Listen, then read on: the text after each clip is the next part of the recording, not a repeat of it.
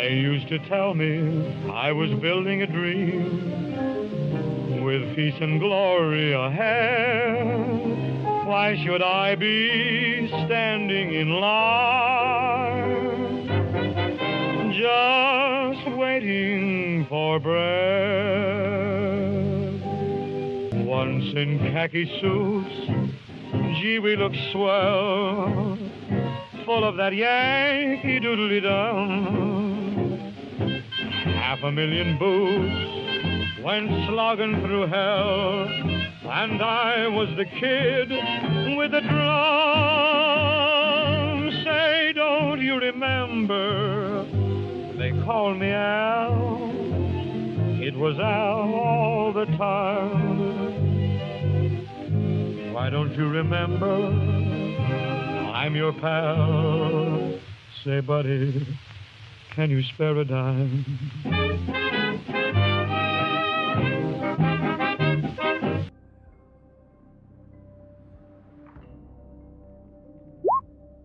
Oh, he's typing.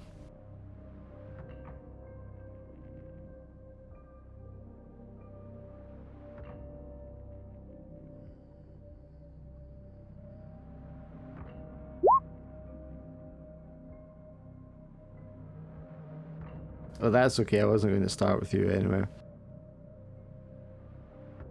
Yeah, so I guess Alan's not coming this week. Don't think, apart from he did tell somebody about the employee card he found, didn't he?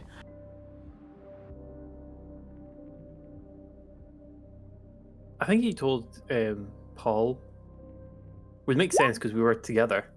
Yeah, I thought that. I think I'd stepped away and he was explaining stuff to you when I was away, so I couldn't really remember if he'd actually told you or not. I think it would make sense for him to have, at the very least, told Paul because we were doing the hospital stuff together. Yeah. Well, I mean, it was before the hospital stuff. He found the employee card on the body he found when you were working at the warehouse place. Where was the employee for, if I can just remember? I should As in, like, have where was it done that. based? I should have done a handout for it. It was a Mr. John J. Carroll at the Bossert Hotel, or Hotel Bossert. Okay, so I don't think we went to the hotel. No, you had not gone there. I'm just trying to see. I'm sure I pasted that in the chat further up here. No, maybe I didn't.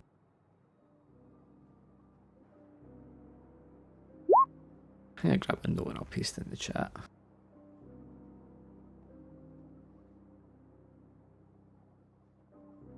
Last week was episode 2, wasn't it? Yes. Last session was episode 2. You sound a lot more full of life this week, Cal. Because I had a very productive week. Like, originally me and Paula were supposed to go to Manchester, but because of my foot, no, wasn't going to happen. But we were incredibly productive. Like, we went and looked at show homes, talked to mortgage advisor, and planned stuff out. So I feel like full of life in getting all those balls rolling. And you saw the cats, which was like Did highlight. Yeah, I saw the photos. I'm happy Dark said I could send you them all through Discord if you want as well, but I'm happy Dark showed them to you. I love the cats. I love is that the oldest cat? The one that you were having the photo with? Because honestly, that was the most cutest cat. So the one that's got the close-up, the one where it was like sitting and I took really close-up photos. Yes. Some bad news for that one. It looks like it's had a hard life because it's missing half its teeth on its right side. Oh. So when it was chirping at us, because it was like doing really quiet croaky meows, when it opened its mouth, it was missing. You know how the cats have like the fangs, like the 4 fangs, like at the corners of its mouth? It was missing its right 2 fangs. Oh goodness. And obviously cat teeth are quite small apart from those fangs, I couldn't really tell in the small glimpse, but it did look like it was lacking quite a few teeth. So I'm worried, as mean as this sounds, I'm worried it might have been hit by a car or kicked. It didn't look like it was fresh. It did, like, as in it wasn't like bleeding or limping, but it gave me that idea of like, how can a cat miss that many teeth on one side? My parents' cat, it got hit by the same driver twice.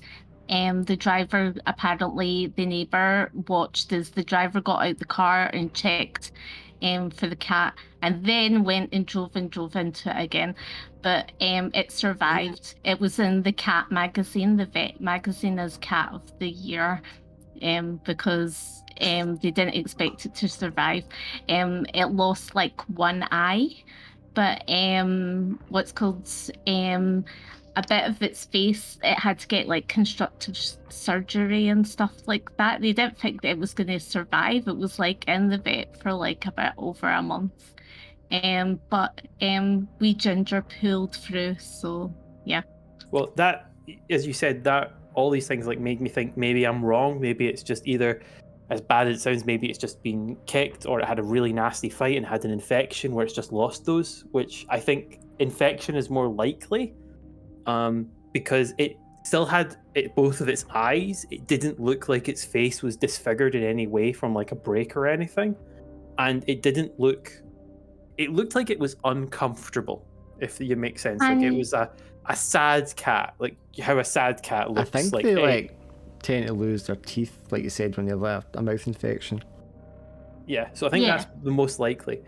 Maybe I was going to say maybe it's best like take it to like cat protection or something to see if they can do anything. Potentially, but they don't want touched. That cat didn't want touched. Yeah. Like I was reaching over, and it was sort of like it would allow me to get within a hand's breadth away from it, but if I inched closer, it started inching back. And it's like, okay. However, the other sad news, these cats are different from the ones that I posted previously. Remember, I posted a colony of cats, like all of those ones. None of these 5 cats were the same cats. So I think my unfortunate logic, because in one of the shots you can see a cat carrier in it, right? What I think's happened is the previous cat colony has, I hope, moved on to richer, warmer grounds because we had the -10 Celsius hit, or they all died. And someone has abandoned kittens at Christmas time because with these are the same cats that we saw but a few weeks ago. They were kittens. Like they were that age between like very small cat and mature cat. They were kind of halfway between them, so like about 10-12 weeks old. And that's not good. They should have went to cat protection. Yeah, and unfortunately, that made me look at them going, oh, these were Christmas gifts that have been abandoned. You keep telling her this, she's going to make me go up there and get them, you know that? Now, we would have tried to kind of throw them into the cat carrier to take them. None of them gave us an opportunity to do that. Like, they all darted away. Like, we had no chance of grabbing one, let alone the 5, to put them into the enclosure. Like, 2 of them were friendly, like they'd come up to you and headbutt you and you could give them scritches, but the moment you tried to grab them, they darted away. Could you not put the snacky food in the carrier and then just wait for a while till like one of them comes in? The first time when we went up for this latest batch, we didn't have any food with us. And they were all very well fed because there was a very torn up bag of food, like an actual 10-kilo bag of food that had been torn up, and they were basically engorging themselves on this torn up bag of food. Like, I could have grabbed a handful of the stuff, but with the amount of food there, I don't think they would have been interested in one handful when there was literally like 6 kilos of the stuff just scattered in this area. That's bizarre as well, because you know the cat food does go off as well. Like, oh yeah, I imagine like a lot of like hedgehogs and all sorts of wildlife were engorging themselves on it. I just find it sad that I think someone probably left the bag there fully intact, thinking like, oh, if people come up, they can just take a handful out and feed the cats it. But then the animals obviously just tore into the bag and it was just shredded and there was just food all over the place. So they're very well fed, which is comforting. But what was really cute is, see the cat, the one that was like really patient, the one I was talking about that looked like it was missing its teeth. One of the other cats, I'll send you the picture. I sent. I don't know if I did take a good picture of it, but two of them are snuggled up to each other. I think Paula took the Okay. photo. No, I didn't post one, but I'll just send which one it was, and these two cats were snuggled up to one another. And how to send you a message. If you don't have run friends, Oh. you'd probably better just do it into the channel. My Discord does not like this, so there we go. I'll just send it in the Mythos.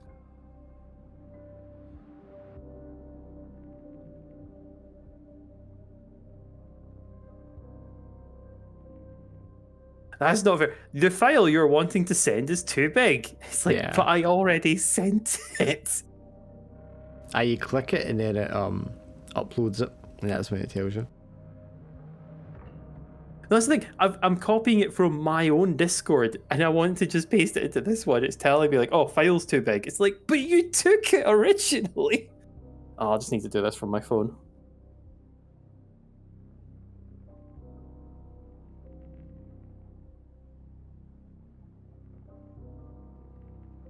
But yeah, I mean, they might have moved on when it got cold. I think in my so this is a photo where you can see the cat carrier in the background. Yeah. Oh, they're so cute. So Like these two the were wee one snuggled at up. the back and then Yep. the wee one at front. Oh. Yeah, so these two were actually literally snuggled up to each other. And so the one in the back, that seems to be its favorite spot. So it would walk away to like rub against my leg very gently, then walk back and sit in that exact spot. So that's its place. But yeah, there was 3 other cats. One as friendly as the one in front, but you can also tell like what we thought was pregnant is just no, they're very well fed. Oh, they're so cute. And very glossy coats, if you get me, like soft, glossy, not dry or patchy or knotted. Is like very well groomed, very healthy coats, which makes me believe they're eating very well. It would be good even to go up and make sure that they've got like, say, like their, like their worming tablets and their, Yeah, but if you're going to do that, you as deep well sleep or something. turn them into PDSA and let them sort them out. Because they would give them all their injections and deworm them and that kind of stuff before they try to rehouse them. Or do the thing, remember in that show that we watched on Netflix, and it was about like they just make sure like they neuter them so that they don't, Yeah, well that's what the have SSPC further do. kittens. Yeah, that's what I'm saying. Like, yeah, and then they release them again. But I think they wouldn't release them. I think they would take them in. Well, they don't release them; they keep them to rehouse them. I think people would totally, especially see that one at the back. They would totally take that one at the back. I just think of Cozzy, my cat that lived till 20. He lived till he was 20. So, well, he was my parents' cat. I had him since I was like 14, 15. So.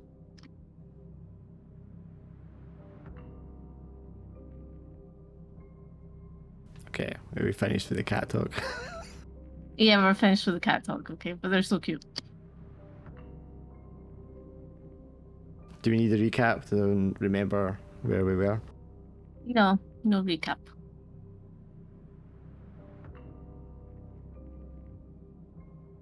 No recap?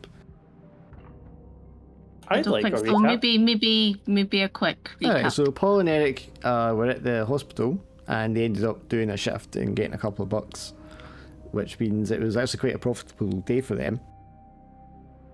And then after their shift, you didn't talk to Rocky. You found a ring.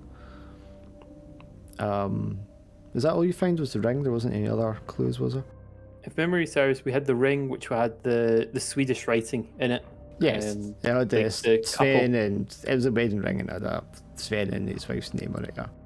And Rourke, he was going out for a smoke probably around the back and spotted probably where me and Paul and Eric were doing work, taking the furniture out. So I don't know if Rourke decided to go hoo-hoo and snuck in the back door. He didn't go around the back. He was speaking to the doctor, because the doctor came and saw him between seeing people in the emergency room. And after he spoke to the doctor, he went back to watch the trolley station for the electric trolley cars, where his wife went missing. And then he encountered the woman. Yes, and then, I think I said it was like 2-3 o'clock in the morning, or something like that, and he came across the woman who he recognised as Nancy Carver. Yes, and she was babbling about something being inside of her and stuff. But Eric and Paul, I imagine you guys just kind of took your money afterwards, and you just went down the road. You would have gone down to see your wife and stuff, and just gone to Kip. I think that would have been the plan. However, if to make it more interesting, Eric could probably have went off a different way, and where Paul just sort of wandered. Could have heard this fiasco and could have wandered towards where Rourke is. Well, he has a car, so after he gets Nancy, he's going to drive off in the car. Fair enough. So I'm going to play some. Head back to his place. I'm going to play some movie time adjustments when we're telling this. Well, I don't know how much I need to do that when Eric's not here anyway, but yeah, you two are going there, and you kind of go separate ways once you get back to the Tin City area. And Gerta, you were out with Emil and some friends for drinks and a meal. How late did that take you out for? I was back. I have a curfew in my building, so I have to be back for 10 o'clock. Yes, Emil is very reluctant to leave when you are due to leave, and in fact she puts up some resistance at having to leave, and she just drank a little more than she would normally drink. But with your stoic insistence, you're able to haul her out of there, and the two of you get back to your building in time. Well, maybe just after curfew, or a little later than you intended to be. And the owner's not around. I described that he's bumped into him earlier, and you bump into quite often in the building, but he's not there that time of night, which is quite normal on a Saturday night. There will be I don't know if he'd be a manager or receptionist in the lobby, some sort of person to kind of keep an eye on who's coming and going, and they're just kind of locking up the front doors as you get there, and they let you in. So you'll get in there, and then you and Emil will be able to go to sleep quite normal. So it's going to be the Sunday morning, January the 8th, 1933, and Gerta, as every Sunday, you're getting ready for church at the Church of Sweden's new building in Manhattan. I imagine it's the kind of occasion where you like to get your Sunday best on, make impression, because the whole Swedish community of New York City is there pretty much. And is Emil in the same music group as you? No, she plays the flute. But she does play in the music group, just not the same instrument. Yep. Sure, so she's very much involved in the community and the church as much as you. However, this morning, when you get up and you start getting ready, she is sluggish to get up and get out of bed, and she doesn't get up to get out of bed for a full half hour after you've gotten up.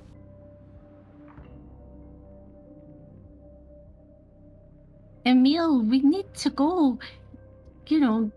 Put that dress on and we're getting out the door. She sighs and flops down at the dresser, pulls out her hairbrush, starts brushing her hair. I'm not going today, Gerta. No, you will go today. No.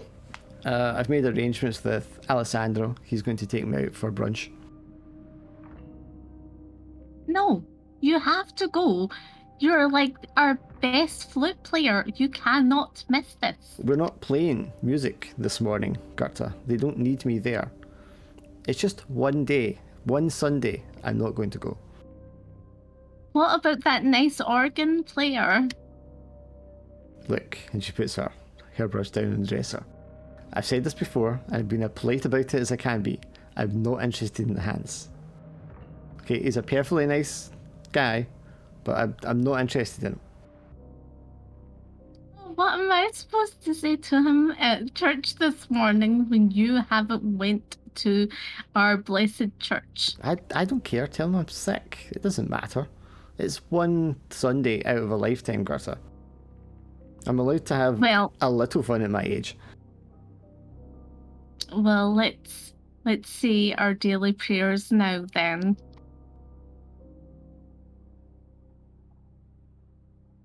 And she laughs and picks up her brush and starts brushing her hair again. This is this Italian man, isn't it? He's had this bad influence on you. It's not a bad influence. Don't be ridiculous, Gerta. It's Next thing you'll be saying to me that you're converting to Catholicism. I'm not going to convert to a different religion or a different church, okay? I know my roots. I'm having one Sunday off. Well, enjoy your brunch. You'll be sadly missed at the church. And she takes a while getting dressed, but you're ready to go before she's ready to go. Have a lovely, blessed day. As you're going down the stairs, you hear like a car outside beeping a horn.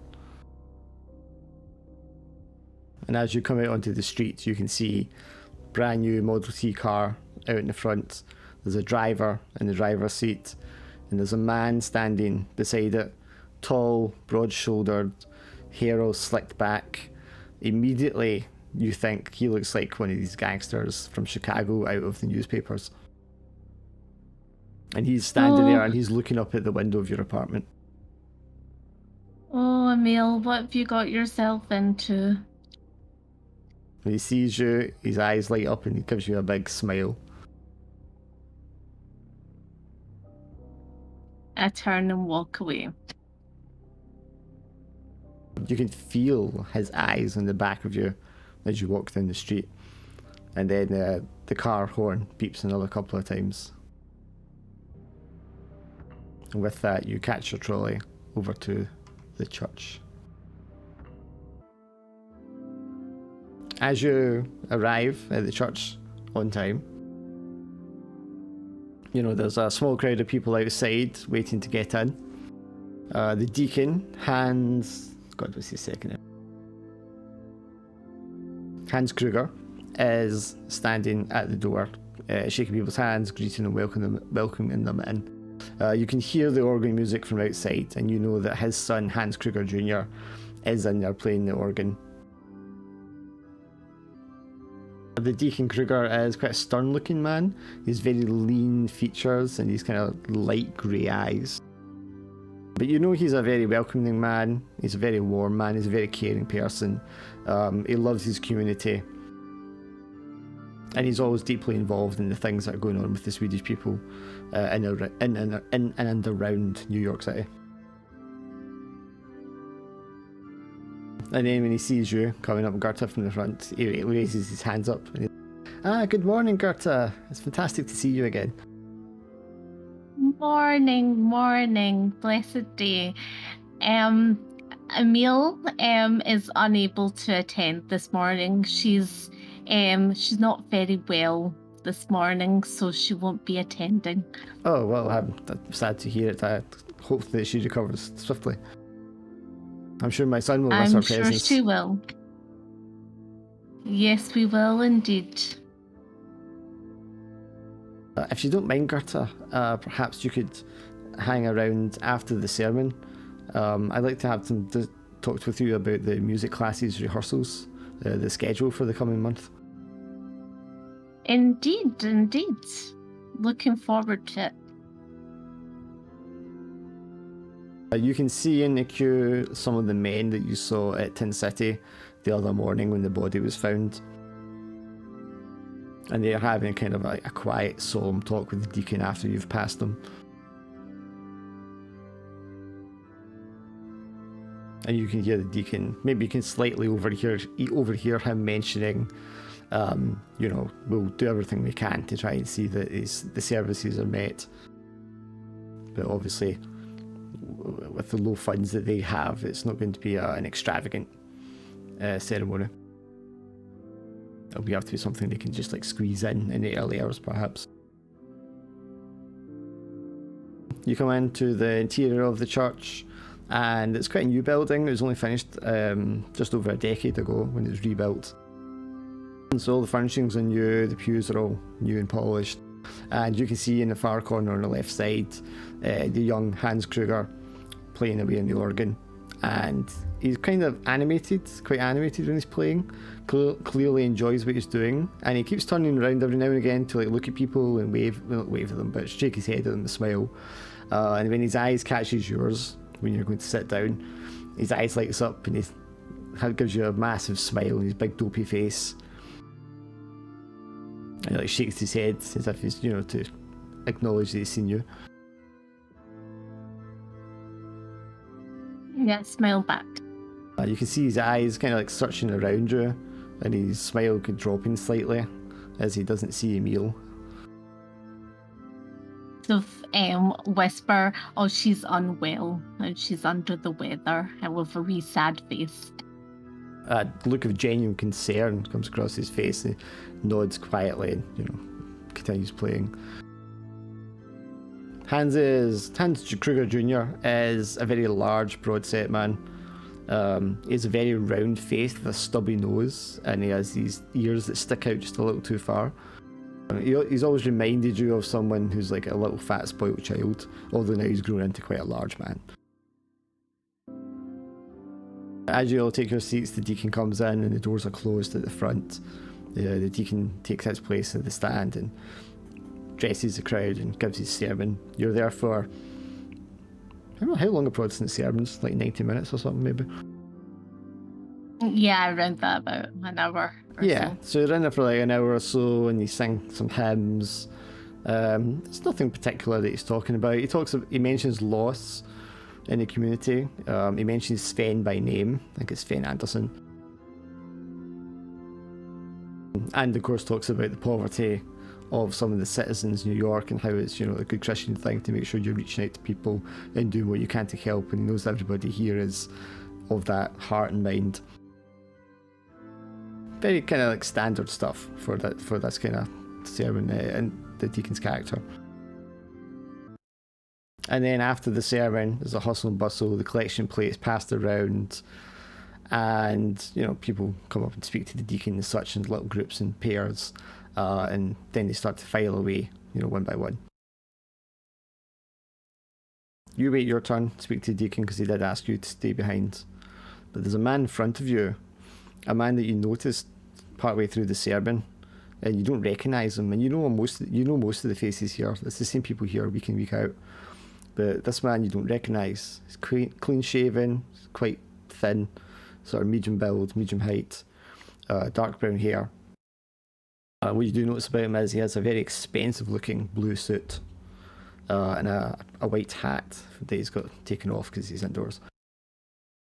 But everyone wears the best to the church on the Sunday, but this guy's suit is, you know, you can tell looking at it that it's a very finely tailored, very expensive piece, and it kind of makes him stand out even more.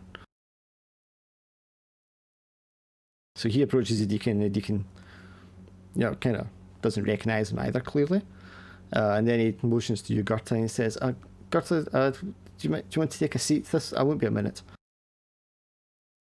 Yeah, sure. They're a little bit out of ear's reach. Do you want to make an effort to try and listen to what they're saying, or are you just going to wait your turn? Let's make an effort into what they're saying. Do you have an applicable skill? Do you have anything that's availed? Intuition? Or do you have surveillance? Is the one I'm at. I don't have surveillance. You do have understanding, though, don't you? I have understanding, yes. Okay, you can roll one dice for me. I'm trying not to get mixed up between this and other systems. So this system, if I'm remembering right, you can choose to add a dice which could potentially give you stress, and then you can roll that dice with your original dice as a reroll.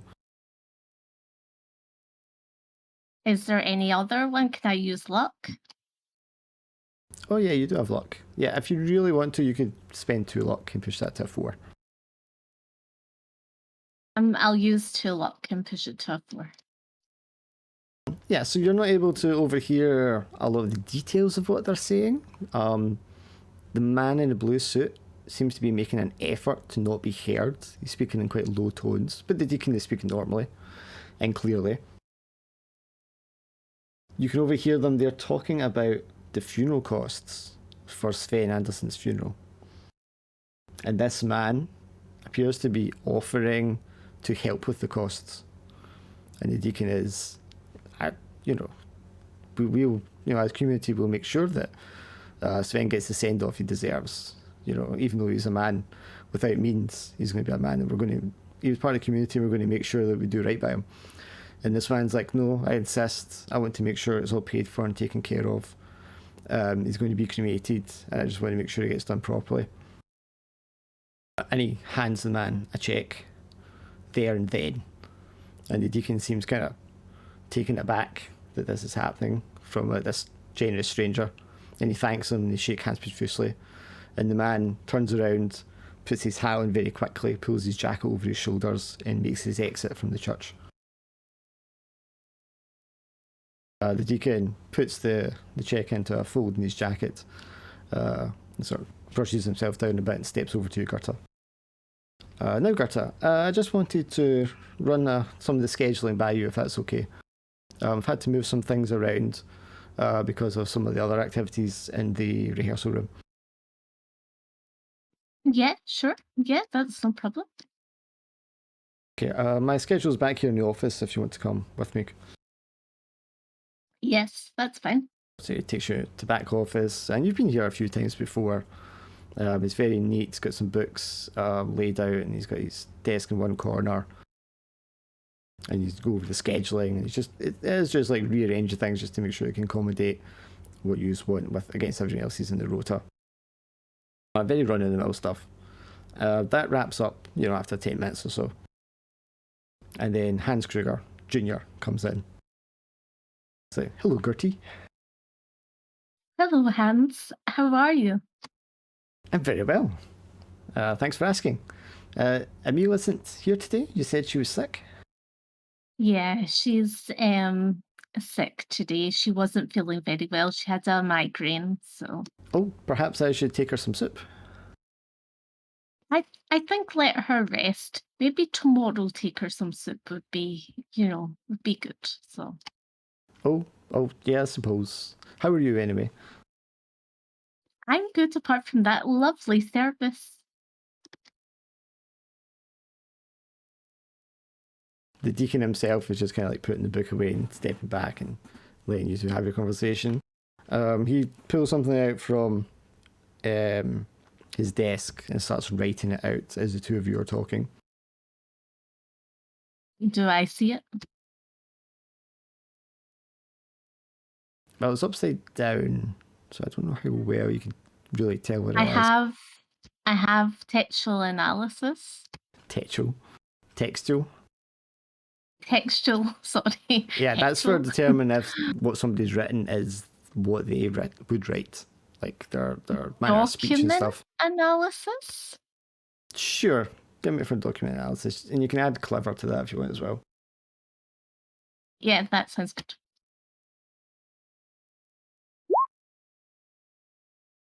I got a 6. Yeah, you can see that it is. I'm not sure what the form's called, but it's the body release form. So it's basically the documentation you need to give to the coroner or the morgue or whatever in order to have the body released to you. And you can see that he's written like cremation there, and it also has Sven Anderson's name on it. That was. I'm gonna just say about, because I'm fishing for details. Who was the smart looking man in the service? I don't recognize him. Oh, I Father. think he was a friend of Sven's, or perhaps a charity philanthropist. I'm not quite sure. He wanted to make sure that Sven's needs, the cost of his service was covered. And I told him, we do have a system in place to take care of, the homeless men that do pass. But he was quite insistent on making sure it was paid for up front, so it was very generous of him. I'm assuming he must have known Sven on a personal basis of some sort. But yes, speaking of that, and he folds up the document he was filling in, puts in an envelope, and writes something in front of it, and he gives it to his son. He says, Hans, would you mind dropping this off at the coroner's office for me just now? Perhaps you could also take Gerta home. And he gives him a wink. Hans takes the letter, his big sausage fingers, puts it in his pocket. Would you say, Gertie, you want to lift home? That would be lovely, Hans. So the two of you get off, and you're going to go off into Hans, who has his own car now. He's going to drive you up the road, but first he has to make a stop at the coroner's office. Do I see anything suspicious at the coroner's office? We'll get to that in a second. So, Paul. Yes. Just scroll down what I have for you here. Where did I put it in your thing?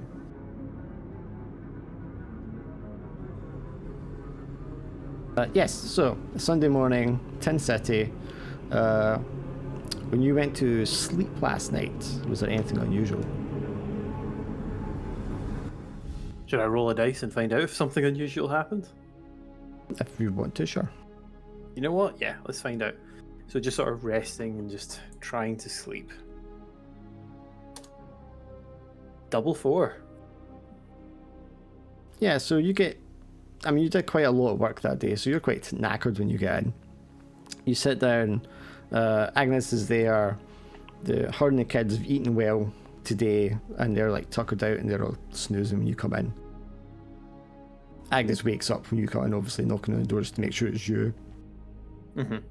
And then she just points you over to the pot of brew that she's left on for you. And then she just like snuggles up beside you on the bed, or what passes for a bed in your tiny little shack. I'm sure there's a little bit of dialogue in regards to advising that I was able to get an extra bonus shift at hospital and pass over the money. Just a little small talk like that. Yeah, and she rubs your back and tells you how proud she is of you, and she's, things will get better, and maybe that's them starting to pick up now. But she falls asleep and you're left there with your weak tea. I can't remember, did Paul smoke? I think we could easily he probably has picked it up a little bit, and that might explain why his son has tried to hide smoking and stuff like that. Right. And he was saying it's an expensive thing, so it's probably one cigarette lasts him a really long time. It's like a treat that he gives himself. Yeah. So with that in mind, would you go outside to smoke then? Oh, definitely. I think definitely, because it's it's probably inside. It fills up the place and causes coughing, so you probably just use it outside kind of thing. And maybe you don't want Agnes to know you spent some of the money on tobacco. I think she'd probably know. She's a very wise woman, but he probably still tries to keep it sneaky. Sure. So when you get up and she stirs a little bit, she's like, "Where are you going?" Can he settle me, honey? I need to just stretch the legs a little bit. Maybe just sort of ease the muscles out. Okay, be careful out there, it's late. Which is obviously the excuse that he's used several times when he's going outside for a smoke. Yeah, so she knows fine well you're doing, but there's the kind of pretense to kind of, let you have your little thing if it makes you happy. Mm-hmm. Yeah, you step out, and from the coziness of your shack, it is freezing outside, like ice on the ground, frost forming, wind kicking up off of the coast shoreline, and whipping through the little shacks and buildings. I imagine there's probably some form of little alcove that he knows between two of the shacks that he uses just as a sort of shelter to smoke in. You know, just off of the windswept area, just to able to just sort of hide in and just smoke. Yeah, and as you do so, you look around and you can see some of the lights from the fires and the stoves of some of the shacks. Even at this late hour, there's a couple of guys standing around a fire outside drinking, or perhaps like pretending to drink the remains of whatever's in the bottles that they're holding. Just determined not to let go of the last bits of social contact they have for the evening. But besides that, it's fairly quiet. It's fairly still. You just hear the waves and the wind whipping through. But it is dark outside, and any time you're around the darkness, your mind starts to wander back to the times that you found yourself in deep, dark, cold places, and some of the things that you heard and encountered in those places.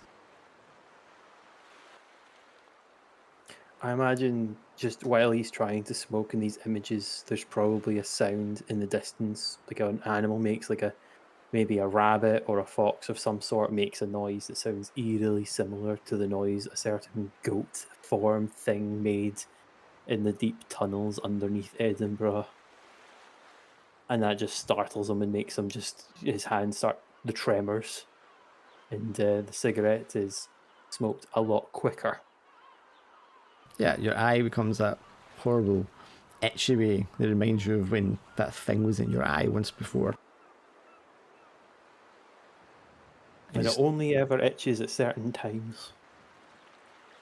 You round the corner to like face your shack and the row of shacks there, sort of in this sort of makeshift street within Tin City. And all of a sudden, it is deathly quiet. The sound of the wind stops, and the sound of the shoreline stops. You can't hear the fire or the laughing of the men in the distance. It's as if you've stepped into just like an envelope of silence. Sort of Paul stops for a moment, takes a tentative step onto some snow or ice to see if it cracks underfoot. It's a very soft crunch of it under your foot. And then you hear this kind of long whistling wail sound.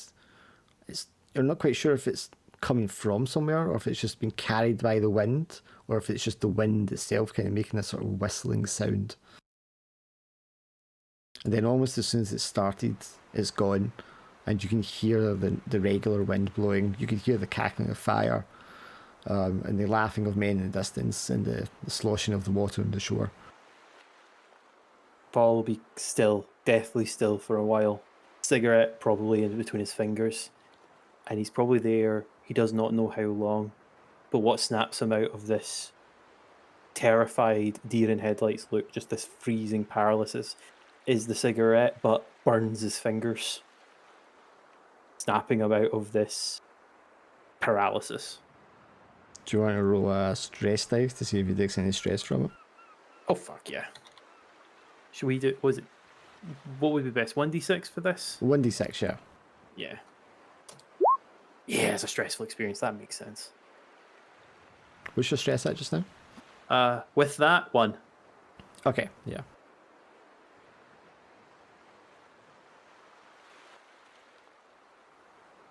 But you go back into shack and you manage to fall asleep for the night. When you get up early the next morning, brisk, cold, sunny. Agnes tries not to wake you too early, but it's like 8 o'clock in the morning. She's like, right, it's time for you to get up. I imagine Paul probably just brushes it off. Like he's probably had this encounter many times. Like this form of, as Rourke just wrote there, that is the Nam flashbacks. He's effectively got PTSD symptoms. Like there is something that's causing him fear. I imagine he's just brushed it off and is like, right, get up and at him. Time to go and find more work. Yep, you get up. The tea is fresh brewed, so it's stronger. Agnes has secreted away, the goods that she'd bought yesterday, so that no one tries to take them today, because inevitably they're going to have to leave the shack at some point. She can't sit in here all day; it's just too miserable. It's like, well, it is Sunday, Paul, so we're going to go to church. Are you going to come with us, or are you going to look for work? Paul will go with because he was able to get that extra surprise shift at the end of the day at the hospital, so that's the extra bit of money. So probably would make sense, and especially with how he feels last night, he'd probably like, nope, need to do my service. So we'll probably smarten up to go to church. Yeah, so you just take the extra time to clean your clothes as best you can, brush them off, give them a bit of spit and polish. And obviously your kids bemoan the fact that they have to get dressed and go to church even now, considering where you're living. Even though it's probably the warmest building there could be. Yeah, so they're going to begrudge and moan it, but eventually you get them out the door. And there's lots of other people who are also heading off to church from here because it's just a done thing. So there's quite a big crowd of people, and they're all, various states of kind of scruffiness and cleanliness, but they're doing their best to look suitable and presentable.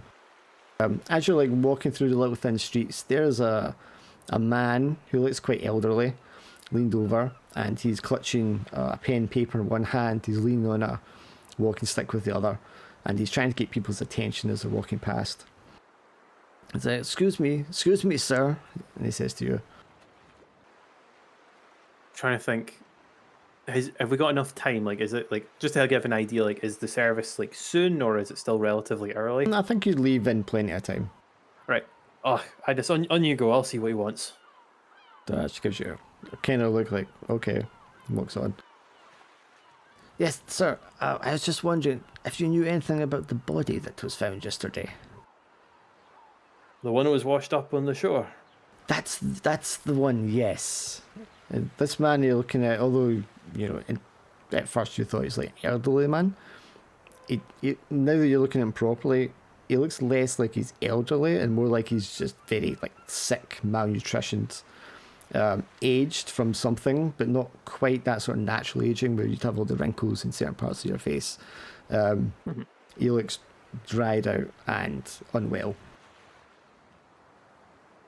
So, well, what are you looking to know about him? I mean, I was part of the crowd that was there when they found him. Oh, excellent. And he tucks his walking stick under one arm and pulls around the pen and paper, or the pencil paper.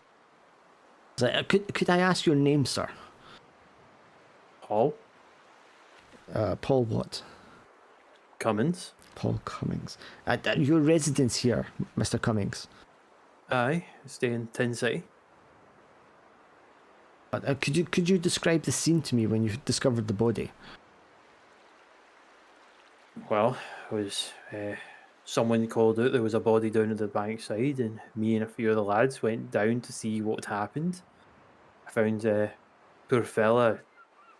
I don't even know what happened to him. May have fell in or something, but there wasn't a. He was way gone by the time we got there. So he was already deceased, is what you're saying? Aye, yeah. And could Didn't know if it was peaceful or no, but he was no there. Could you describe the body to me? Was there anything unusual about it? So Paul's sort of a bit perplexed by this asking, so he's giving a look of okay, this is a bit weird, but I think in Paul's sense that he probably understands the dead body is the most entertainment people have had. It's a thing that happens for people to talk about. So while it's a bit weird, he probably is okay. So it's that look of, this is a weird conversation, but I'm going to give it the time. I mean, it was a waterlogged body. Pale skin. Looks like he'd been out in the water for a while before he got washed up. But there was someone that said that You know, the old wives' tales that someone said that they got him. You know, like what's they call him? He starts like snapping his fingers trying to find the word. And the man seems to know what you're trying to get at. He says, the faceless men. So in Paul's mind, he was going to say like the sirens, the story of like the sirens and stuff like that. So he was about to, and when he starts saying the faceless men, and he has the memory of what the person that was talking about it goes, aye, that's what they were saying exactly, the faceless men. And the skin. Could you describe the skin to me? Now, this is me going a little bit me. That was like it was very pale, wasn't it? Like it was a very pale, like the life had been sucked out of him. Look, if memory serves. Yes, it was like rough and like hard leather or bark. Right. Thank you. Not what you would usually expect from a waterlogged body. Usually, a waterlogged it's very soft. Like you could practically, like tender chicken, it would fall off the bone. This it's more like a hard fish. No. The skin was like as if it was really tough, like a hard leather. I was quite surprised. It was actually very weird now that you make me think about it. Yes, and did you happen to see, if you forgive me for asking, did you happen to see under his clothing, the torso? Paul tries to think and he starts shaking his head. No, don't think we stripped the guy off. There was no choice in it. Like he was very dead. There was no point taking his clothes off him. There were rags as well. I see. And after the body was discovered, what happened? Notified the police like you do with anybody, and they I wasn't there to see if they carted it off. I mean, I'm not going to hang around the body, but we notified I can't remember. I don't know what the accepted American slang is for the police at that time, so I'm just going to say the police, like the cops. Yeah, the cops. I'm sure they came and removed the body. I think, and he gives a sort of a non-committal shrug of I don't know exactly. I see. I don't suppose you remember any of the names involved. The names? I didn't know the name of the body. So sort of, or the police officer, perhaps. I mean, do you know? Have you already talked to people? Have they been able to give you that information? I'm not exactly sure of the names of the copper or stuff. I wasn't the one that called them. Of course, Mr. Cummings. I'm sorry. I'm just trying to get as many details as I can. My name's Harold Priestley, by the way. And he holds out his hand and it's like shaking. Paul takes it and shakes it. Not, like a relatively firm grip, just to sort of like, He's a grip like a wet noodle. There's like no strength in his arm at all. I'm a reporter for the Brooklyn Eagle, you see. The Brooklyn Eagle? And Paul tries to sit and think if that's a newspaper he has ever remotely heard of. You probably would have, because you're in Brooklyn. Okay, so he goes, I think I've heard of that paper. Yes, we're quite a popular paper in the city. But is there anything else about the discovery you can recall that is perhaps unusual? So Paul just sort of paused. Just the fact that it's a dead body getting washed up. That in and of itself ain't right. Yes, but there are many bodies found in New York these days. Some accidental and some not. But I'm interested in bodies of a particular nature. One such as I believe was found yesterday, where the appearance is not wholly, shall we say, naturally explained. This immediately sets. I don't think this is going to be a hidden thing. This is not like Paul would probably immediately kind of, if not going pale, a lot more rigid. Like, this is not right. This has to be a joke. So there's the sudden rigidness of as if he touched a nerve, that kind of like, what? And then Paul just starts laughing and just says, not natural. Of course it was natural. It's just a dead body. What are you talking about? It's fine. On you go. And then just starts walking away. like just does not want to engage further in this. The man, I mean, he tries to call after you, but his voice sort of catches in his throat and he starts to just like cough profusely. And of course, it's not a slow walk. It is a very sort of like fast walk in the sense of I need to get away from this. Like this is triggering something in him that is like the fight or flight symptom. Like get away from this now. Yeah, so you walk off as quickly as you can to catch up to your wife and others. Yes. And when you do, Agnes can tell right away that something's wrong. You've got that look in your face, that colour in your skin. And she's like, is everything okay, Paul? What happened? Just he wanted to know about the dead body, and you know, sometimes you just get that feeling that something's just weird. Just I got that. Just it gave me the heebie-jeebies to an extreme. Ghouls, she says. Exactly. And then you make your way off to church. So last night, Rocky, you there now? Yeah. You're going to be able to speak. I don't mind hearing if there's background noise, but I mean, if you're not able to, I give you a background noise, mate, as long as people aren't like screaming down your mic. Could you not just talk quietly then? It's going to be difficult to do it if you can't like speak. what we can do though is we can turn up the volume of you, so you can speak quietly, but we can just set your volume to 200% so that we can still hear you fine, even though you might be whispering a bit. Why does it say stuff in the chat and then we can just like, you could just like repeat it? I'll be all right. Yeah, exactly. I'll just talk quietly. I had you turned down anyway, mate, so I can turn you up to like normal volume. Fair enough. Yeah, so last night, you bumped into the woman Nancy, and presumably you had the man's address, her husband's address. Would you have taken her to her husband? I think, honestly, probably not.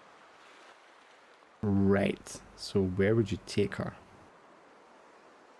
I think I'd honestly take her back to the apartment and try to figure out what's wrong with her, or see if she's like still able to talk or not.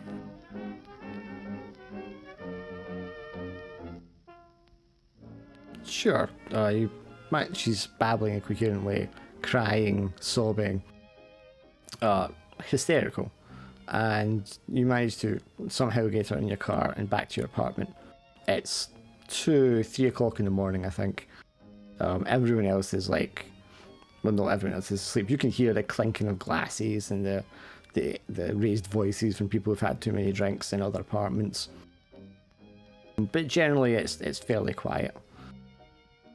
The porter for the building, sees you coming with a woman.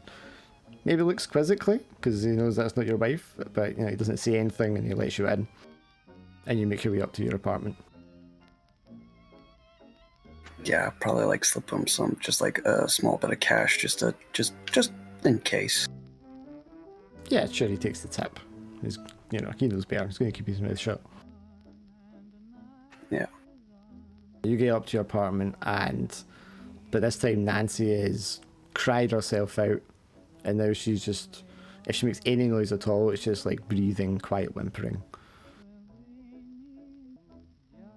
Yeah, without trying to be too invasive, and again, like I'm not at all medically trained, I try to see if there's any like wounds or any like visible like damage to her. Okay, you got any investigation skills or traits for this?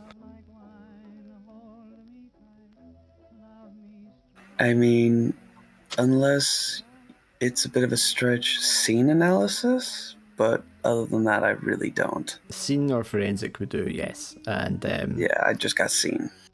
Understanding or learned or clever would apply as well. Clever. So 2 dice. You can see that her blouse has been pulled up out of her skirt and is like hanging loose. Her clothes are kind of ruffled. You can see that there's definitely marks of restraint on her. You can see like bruising on her forearms. She seems to have like bits of skin or hair under her nails where she's been scratching either at someone or herself. Okay, yeah, so this is kind of like a weird parallel to what Rocky normally does, which is like, committing crimes. He's like, I feel like that's where he's drawing his conclusions from, is like, oh yeah, this is what that is. Yeah, so someone's definitely done something to her. Yeah, but I think, yeah, Rocky, I mean, if she's too exhausted to speak, I mean, he would try to get her to talk, but if she's just not got the strength for it, he'd probably just lay her down in his bed, and then kind of like take a chair in like a corner of the room and just hope that she'll make it through and that she'll get enough strength back in order to talk a little bit more. But if she's unless she's able to talk now. The other thing you notice from her is around her mouth, she has a lot of like small kind of deep scratches as well.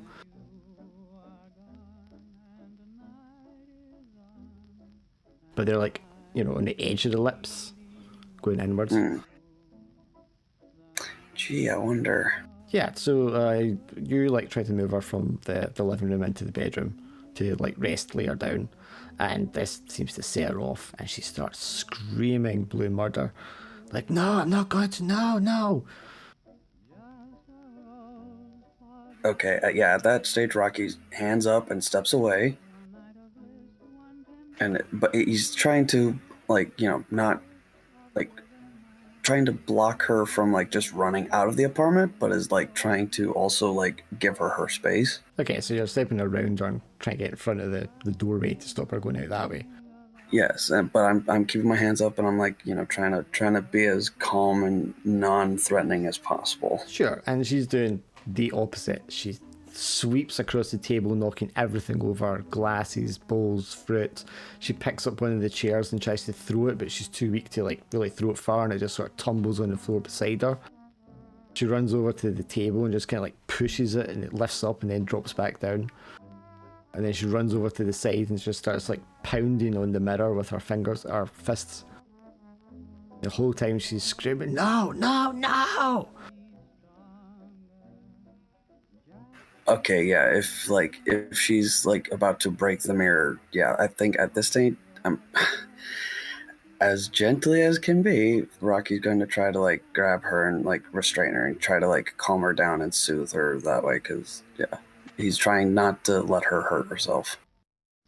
Do you possess or own anything that could be used to calm her down, subdue her? I don't know if Rocky would have any sort of like drugs or anything like that, like sedatives. Probably some hard liquor, I imagine. But yeah, like if anything, hard liquor would probably be the only thing he's got. So I mean, you grab her and she's still, fighting against you, but you're a lot stronger than her, and she's in a weakened state as it is. She's like hysterical though. Her eyes are like darting all over the place. She's always like wriggling and moving and jerking, spasming. Yeah, I'm doing the best I can to be like, just like, I'm not trying to hurt you. You're safe now. You're fine. I am not the person for this job, but I am trying my best. She just like leans back in your arms and just like screams at the top of her lungs, and you hear like thud, thud, thud from the apartment above. Is she like, is any of this having an effect? But trying to tell her to be quiet and calm her down? No, I mean, Yeah. She's on one. She's just scream blue murder, panicking, terrified, confused. Just screaming like, no, I don't want to. All right, yeah, I'll let her go again and try to make my way to the door. She makes a run for the window. No, in that case, fuck the door. I'll deal with the cops later, but yeah, I'm gonna try to stop her. Do you have a trait for that? Trained or athletic? I am athletic and quick. Okay, so 1 dice for one of them. I'm willing to take stress. You could take stress to re-roll that with an extra dice, or you could spend 1 luck to bump it to a 4. Oh, yeah, no, in that case, I'll spend luck. I completely forgot about luck in this one. Do you manage to interject in time, stop her? She was just sprinting straight for the window. You get right in front of her. You have to like rugby tackle her to the ground, like football tackle. Slam her on the ground, and she like kicks over the drinks tray that you've got lying out, and the bottles kind of like just fall over on the floor. Not hard enough to smash, but they all fall on the floor and bounce around. And then you've just got her kind of like pinned to the floor by her shoulders, and she's still squirming and screaming.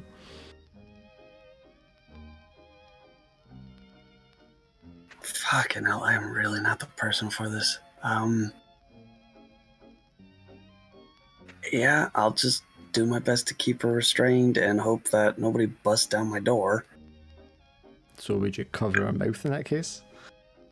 I would try to muffle her as well, as bad as this sounds, yes. Yeah, just try to put your hand over her mouth and just like, God damn it, will you shut up? And then you hear a knock on your door, and the guy's voice, and he's like, is everything okay in there, sir? Yeah, just a bit too much to drink is all. I'm going to have to ask you to keep it down in there, sir. I'm going to have to call the police. Yep, absolutely. Sorry. Nancy bites your hand as hard as she can. I will try to endure it.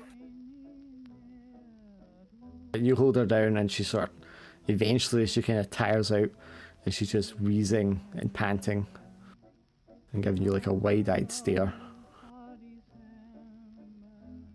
Okay, well, I'm going to remove my hand, but I need you to promise to stop screaming. She nods her head. I'm not gonna hurt you. I'm here to help. But I need you to not scream or bite me or run. You can see her eyes tearing up, and she just like blinks hard to wipe the tears out of them, and she nods again. Okay, and I will slowly move my hand from her mouth, probably bleeding. Yeah, and she's like just like spits off to the side as you do that, and wipes her mouth. You're Nancy, right? Nancy Carver? She like sits upright and pulls her knees into her chest, and then puts her arms around them and just nods at you. Yes. Sorry. It's okay. You've probably been through a lot. I don't know if you know who I am, but She nods her head like no. Yeah, fair enough. My wife Angela Rickaby worked with you.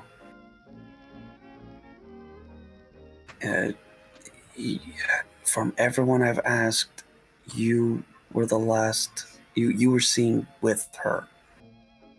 She's like wiping her mouth when you're saying this, and you can see she's getting more agitated when you mention Angela's name, but she doesn't erupt like she did a moment ago. She nods her head like quickly. Angela, yes. Is there anything that you can tell me about what happened at the bus station? Do you have understanding or charismatic? I do not. Do you have any interpersonal skills that are good for talking to someone? Intuition. The other ones, it would be intuition, streetwise, and then I got deception and intimidation. So you're really not the person for this. I am not the fucking person for this, but here we fucking are, so. Okay, well, you're using your intuition to just kind of feel around. So roll me a dice. Yeah, I'm of course trying not to set her off again, but I'm also trying to Yeah, get as You're much as just I can out of you're her. just feeling around with it and just taking your time with it. Yeah, if I feel like she's gonna have a breakdown again, I'll try to back Okay. off. Yeah. But So I mean, you're really cautious about setting her off again. So you're limiting it, keeping it to simple questions, trying not to probe too much into the details of anything because you get the feeling that's going to really set her off. But you feel like as long as you keep it kind of simple and light like that, then maybe you can get some information out of her. So what do you want to ask her?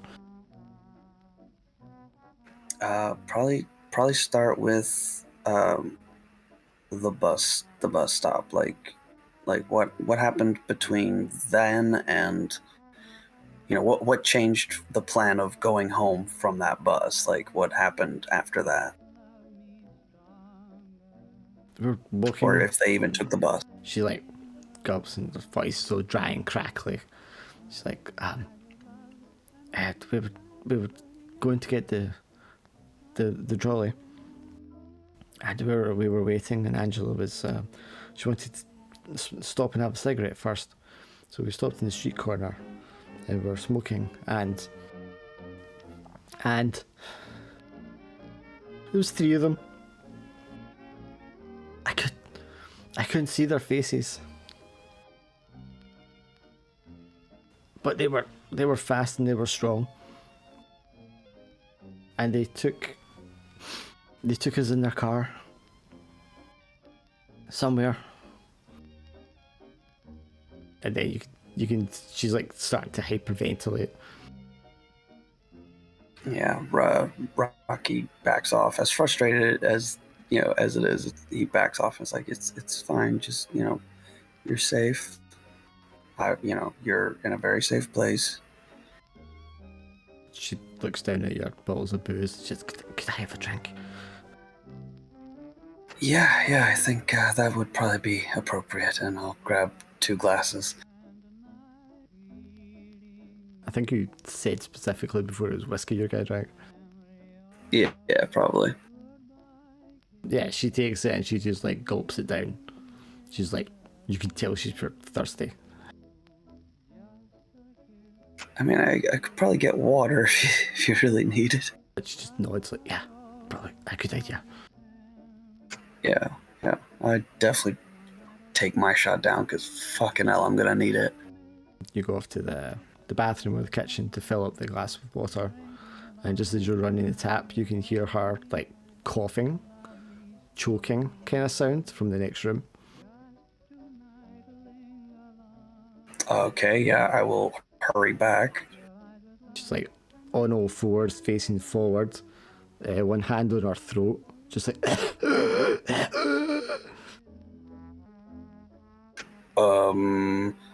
Okay. She looks up at you. Her face is like going beetroot red. Her eyes are wide open, and she's like padding the bottom of her throat, the top of her chest. I guess I'll try to like do the whole like smack her back thing. Try to dislodge, hopefully. Even though that's been proven to not work. Yeah, you so well. smack her in the back. She kind of lunges forward and just. Okay, this is not working, and I'm definitely not a doctor. Oh, Jesus Christ, I don't know. You would rely on your intuition to try and work out what you can maybe do. Yeah, no. If I could use that to like, hey, someone give me a plan. I would like to rely on intuition. So you're just gonna have the consciousness of us pop into your head just to give you ideas? Probably. I mean, if that's what it sounds like. I will use luck if I have to. Are you bumping it to a 4 or to a 6? Fuck it, I will bump it to a 6. Oh, okay. It's probably burned a lot of your luck then. So, 2 things you know. Okay, so if she's choking, there must be something lodged in her throat. Right, yeah. I'm not quite sure how to get that, what to do with that information. mean, Oh, wait, I think I do know. Oh dear. I am not a fucking doctor. Oh god. I mean, you can run out and try and get someone to get a doctor if you want. Yeah, no, I think I'm gonna have to do that because I immediately thought of like, oh, well, what if I, do that thing that they do in the movies where they jab a straw? And I was like, nope, Rocky's not that guy. All right, Just no medical skills. So yeah, I'm gonna try to call an ambulance. sure. I mean, I think you have a phone if you want to call, or if you want to just run down to the porter guy and tell him this emergency. No, I'll call from my phone. I mean, it's either way, it's gonna look sketchy as shit. So I might as well just bite the bullet. Yeah, so you call the operator, you tell her there's an emergency, you need a doctor. So they put you through to the hospital, and the hospital will send a car out. I think they did that back then. I think. I mean, your guess is as good as mine. No, they did do that back then. They didn't do that. No, they did. They did, yeah, I think so. Yes, so she is like, cannot breathe, thumping the carpet, putting her fingers down her throat herself repeatedly. By the time the ambulance gets there, you can hear the bells outside and you can hear them run up the steps. She has stopped breathing like minutes ago. Fuck. And like a moron, I didn't take her to the doctors first. Good. As she just kind of like falls back on her back for the last time, you've got like her head in your arms and you're just trying to tell her it's going to be okay, just to hold on. She's got her mouth like wide open looking at you, and she's like pointing at her throat and thumping her chest, and just in the back of her throat you think you see, maybe it's her tongue, but something just sort of slide a little bit and then go back down. Oh boy. There's no way I'm going to be able to reach out and grab it, is it? If you want to stick your fingers down there, you can. I think you should probably roll a stress test, though. Because I've only got 2 luck points left. So it's just go ahead and take stress. Well, no, just roll one dice to see if you take stress.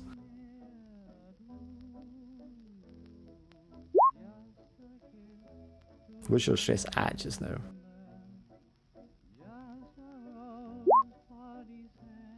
Sorry, 1.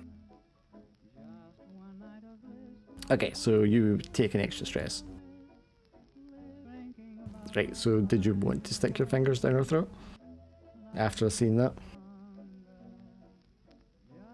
Yeah, I don't even know what's really compelling Rocky to do it. Yeah, so you slide 2 of your fingers into her mouth to try and feel down there if there's something you can catch. And, you're trying to get your fingers down as deep as you can. You're not even sure she's breathing at this point. And then you just feel like, it can't be her tongue because you can already feel her tongue on one side of your fingers. And just at the tip of your fingers, you feel something else almost like lick the end of them a little bit. And then it's gone. Fuck. The ambulance arrive, the doctors run up the stairs, they push you out of the way, they put her in the recovery position, they check her mouth passages, her nostrils, they check her heartbeat, her pulse. But one of the guys gets up and kind of pushes you off to the side in the other room. And I'm afraid she's gone, sir. Is this your wife? Is she a friend of yours? No, I saw her outside in a state of distress and was trying to bring her here and help her. And then she started choking. I don't really know this woman. Oh, okay, sir. I think we should probably phone the police if you don't know who she was, and they can establish exactly what's happened here. Yeah, I was getting ready to do that for her, but unfortunately things happened really quickly. Okay, if you don't mind waiting. In fact, I was going to phone you guys as well, but yeah. Yeah, if you don't mind waiting here, son, I'll go down to the lobby and make a phone call. Yep, I'll wait here. Are you actually going to wait there for the cops to come? I mean... Okay. Can I make an intuition check to see which would be the better idea? No, that's your judgment call. Yeah, fair enough. I do not wait around. Okay, so while he's down there and the other guy is distracted, checking the body over or whatever, you kind of slink out of the room, make your way downstairs and exit the building through the rear exit. Yep, get in my car and I drive off somewhere. I don't even know. So you just drive around, okay. Just pissed off and freaking out.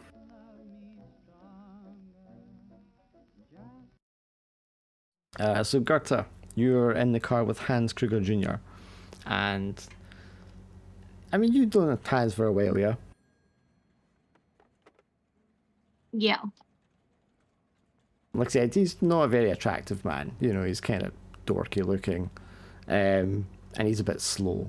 But generally, he's a pleasant guy. He's well-meaning. But today, when he's driving you, I mean, he looks particularly well.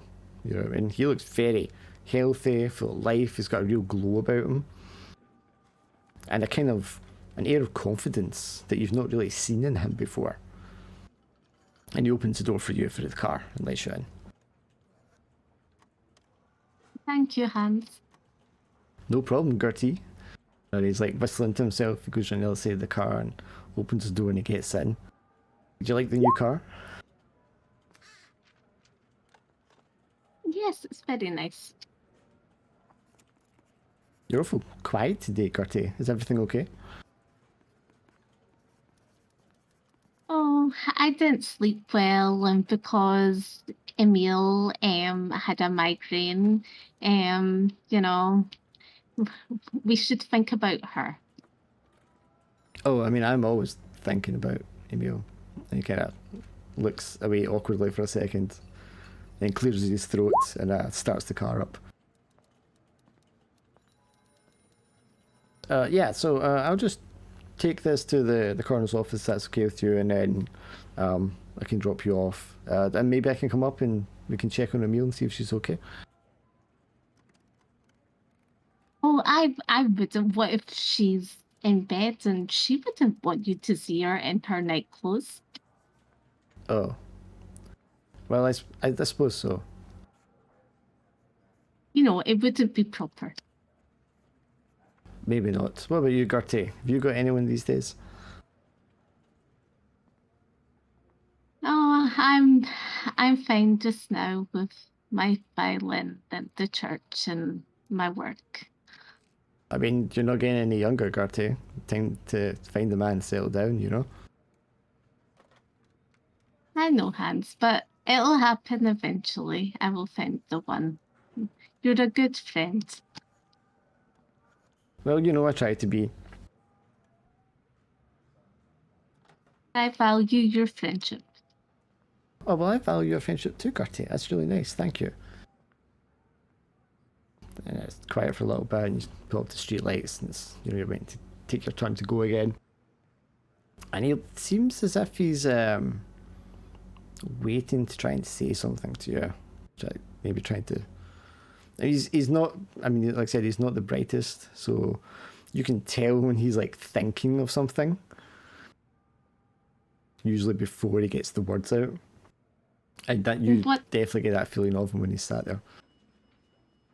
What's up, Hans? Tell me what's up. You can always talk to me. I don't know, Gertie. I've made these new friends recently, and it's at a church group of a sort. And I mean, my father wouldn't approve because it's not our church.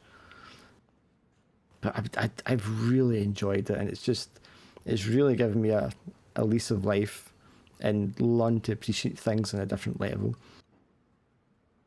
And I was really hoping Emil would have been here today, and I could have maybe asked her if she'd be interested in going along. Maybe she will feel like going along next week. Yeah, I suppose. I mean, I don't suppose you'd be interested in trying out a new church group sometime. What do they do at the church group? Well, I mean, he giggles to himself a little bit, as if he's like thought of something that he really shouldn't be thinking of, like a naughty schoolboy. They're very involved. I mean, do you ever think about some of the things in the Bible and how it's been translated from lots of different languages by lots of different people, and maybe, you know, the meaning of some things is kind of we've got it wrong? I don't believe so. I don't understand. And the Bible tells the truth.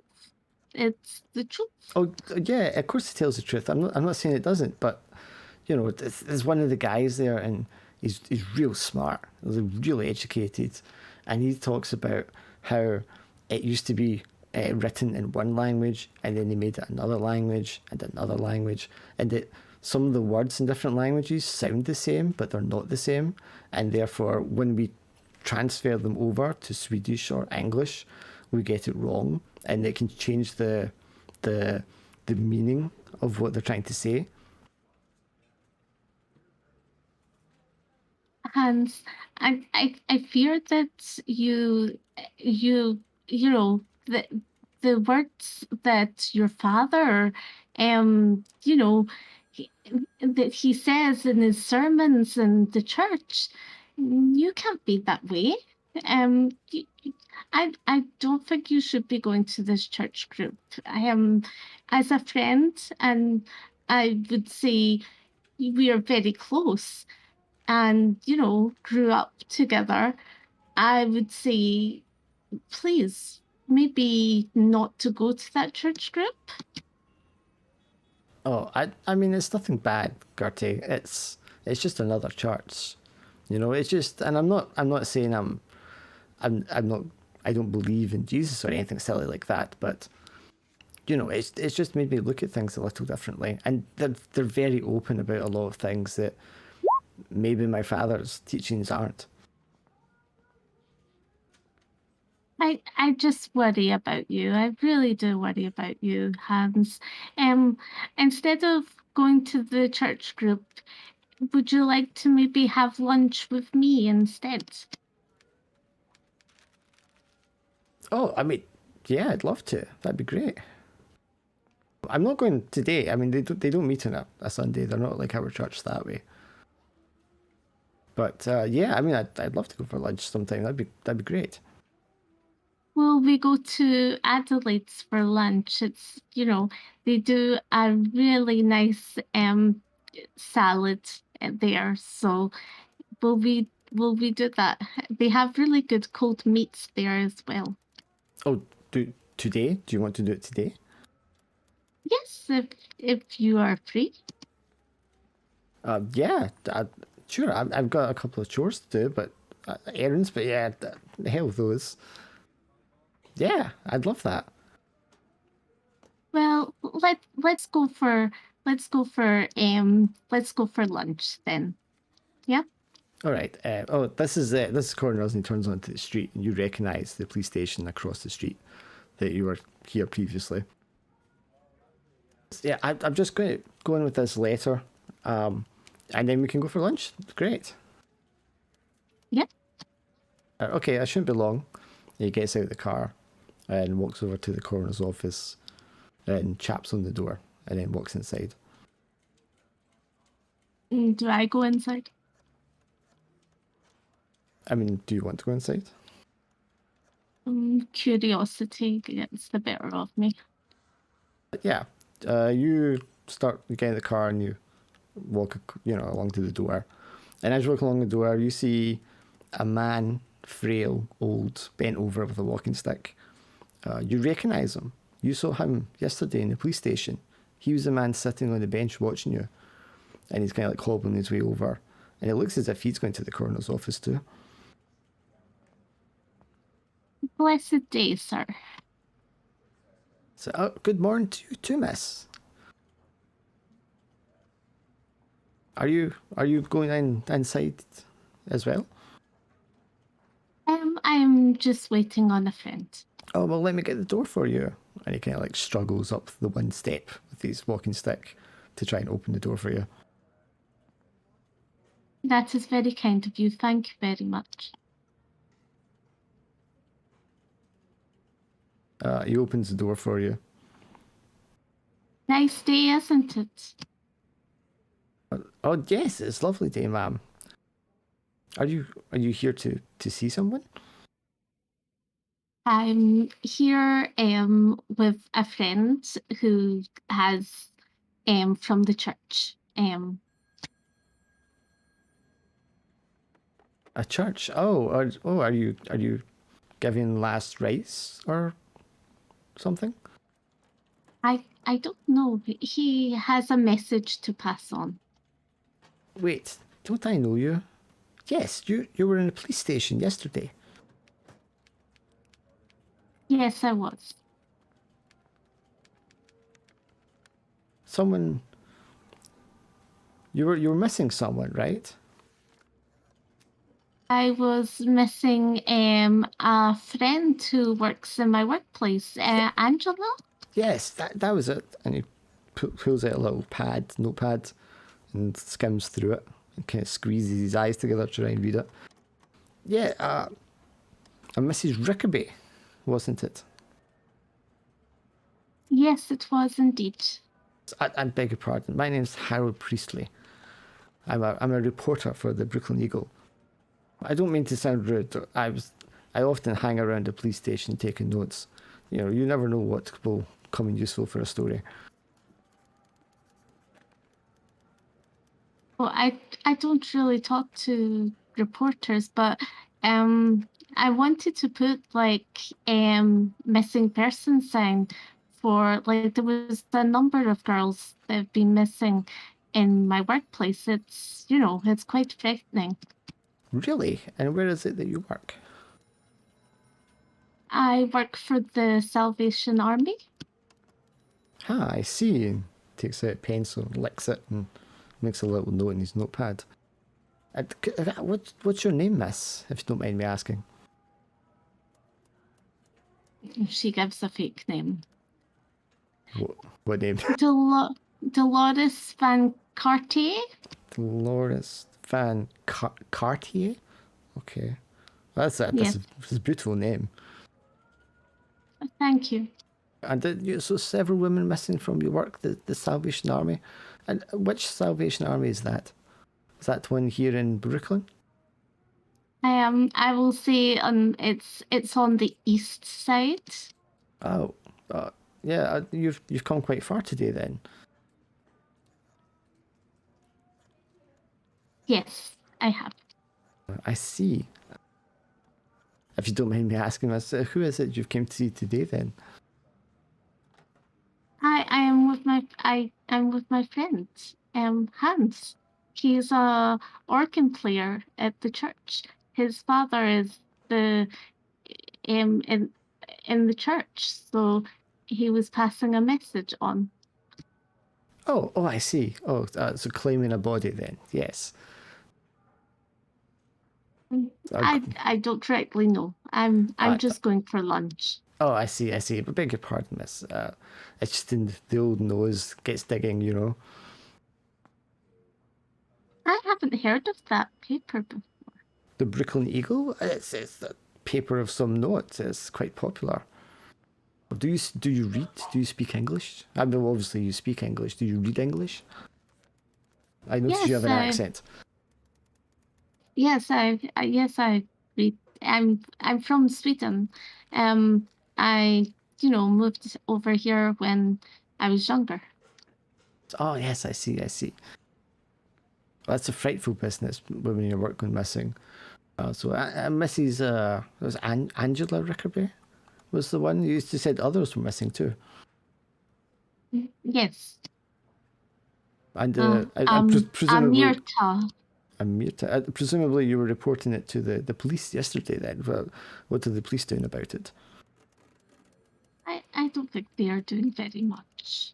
It's Brooklyn. We are, it's the Tin City. We are the poor side. So yeah. But I thought you said you were from the east side. Oh, I'm talking about the web missing in Tin City. I see. He says, like, makes a little note in his journal, his notepad, and kind of like slips it away in his pocket. Well, then I'm sorry, I mustn't keep you any longer. But I do have business to attend to. Excuse me. And he hobbles away on his walking stick. Hans comes walking out and just looks at him for a second as he passes him and comes over to you. He's like, everything okay, Gertie? Do you know that man? He turns and looks at him. I don't think so. He was very strange. Have you heard of the Brooklyn Eagle newspaper? Yeah, of course. I don't read a lot of newspapers, but yeah, I know it. Oh, I've never heard of it. Well, I wouldn't expect a pretty thing like you to read a lot of newspapers anyway, Gertie. Although I know you read a lot. You're real clever. Yes. Oh, thank you, Hans. Yeah, I think my dad got something wrong. The man says that this man's already had an autopsy. An autopsy? Is that what they call it? I think so, Hans. Yeah. That's very strange. So it's already been done. So I guess he got them mixed up.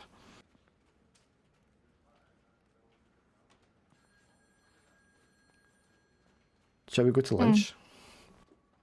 Well, let's go for lunch. I guess you're going to get in your car and go off to lunch.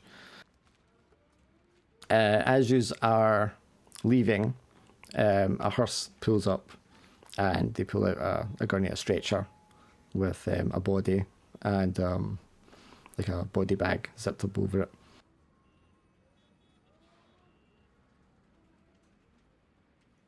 We kind of stare to see what it is. Yeah, I mean it's covered, you can't see what it is, and the two guys bring it out, close the hearse and take it on inside. Oh, someone else has, passed away. It's just so sad in this city that people die, young and old. He looks solemn for a second, he says, yep, well, lunch. Sounds good. So you get in a car and go off to lunch, I guess, where you have to humour Hans for an hour or so. Your church service is wrapped up, Paul, and you and your wife and the kids are coming out. She's like gossiping, talking to other people, making the most of the social occasion. You figure she doesn't get the opportunity to do so very often now. All right.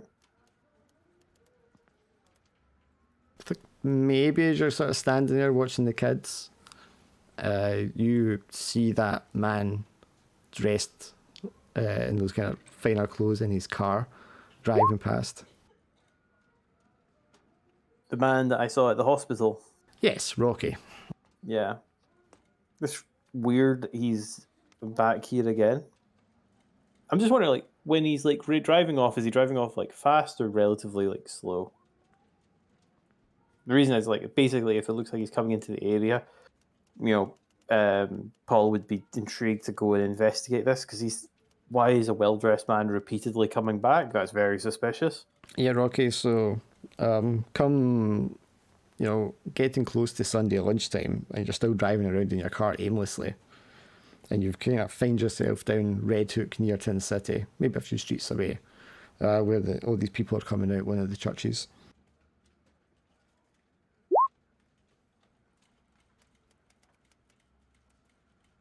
Rocky. Yeah, sorry, I was listening. Sorry. Yeah, so it gets about lunchtime. You've been driving all night, all morning, and you just kind of find yourself going around in circles in this area again.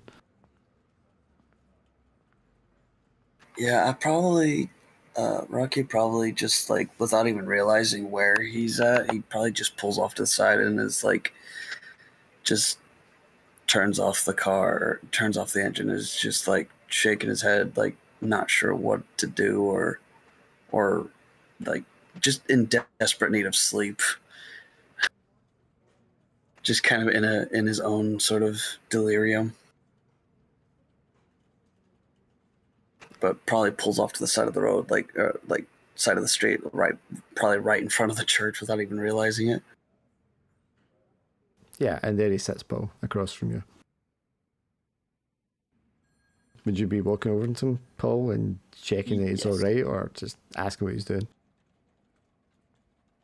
Definitely so. You all right, mate? Probably like jumps for a split second and then just like rubs at his eyes and it's like, yeah, just had a really, really rough night. I think everyone here can attest to that. You want to talk it out? Sort of, and then Paul sort of jerks a thumb, probably to somewhere that you could get like like a small coffee or something, like a queue if there's something nearby, like a soup kitchen or something like that, and just sort of points a thumb. It's like, look. Oh, I mean, there would definitely be like stands as well as like bistros and stuff. Yeah, Rocky would kind of like chuckle and sort of shake his head and just be like, "Friend, I really don't know if you'd believe me if I told you. I don't even believe it." Of all the people that you could bump into right now, trust me, it would take a lot for you to say something that I wouldn't believe. Just for the fun of it, can I do an intuition, see if this Paul guy is telling the truth? To see how genuine he's been, you mean? Yeah. Yeah, you can roll dice for that.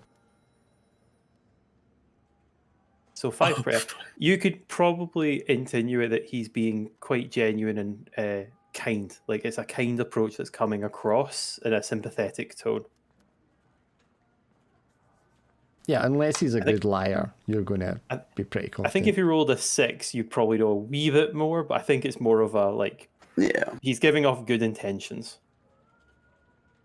Yeah. Yeah, I think Rocky would. Yeah, Rocky would probably just sigh and like, yeah, sure, I'll and then get out of his car and follow Paul to the stand. Probably half convinced for by food and also like maybe actually talking it out. I think depending on how it goes, like I don't know how Rocky as a character would be like standing in the queue. Like if Paul would probably try a little bit of small talk to try and see if he's wanting to talk as a way of opening up. And if Rock's just quiet, then Paul will just sort of he'll probe a couple of times conversationally, but if it's the very sort of like meh responses, Paul will just be the quiet stoic type.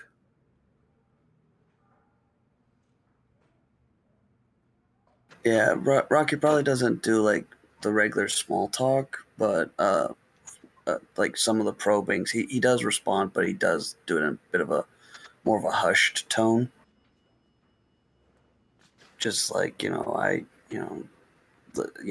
not sure if probably not even really recognizing Paul from the day before, but probably is like yeah, just my wife has gone missing for a couple of days, and been trying to find out where she's been.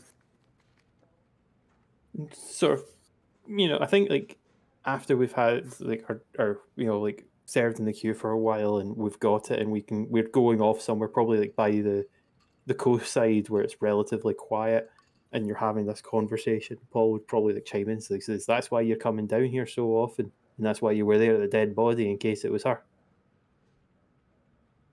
Yeah. And then just last night,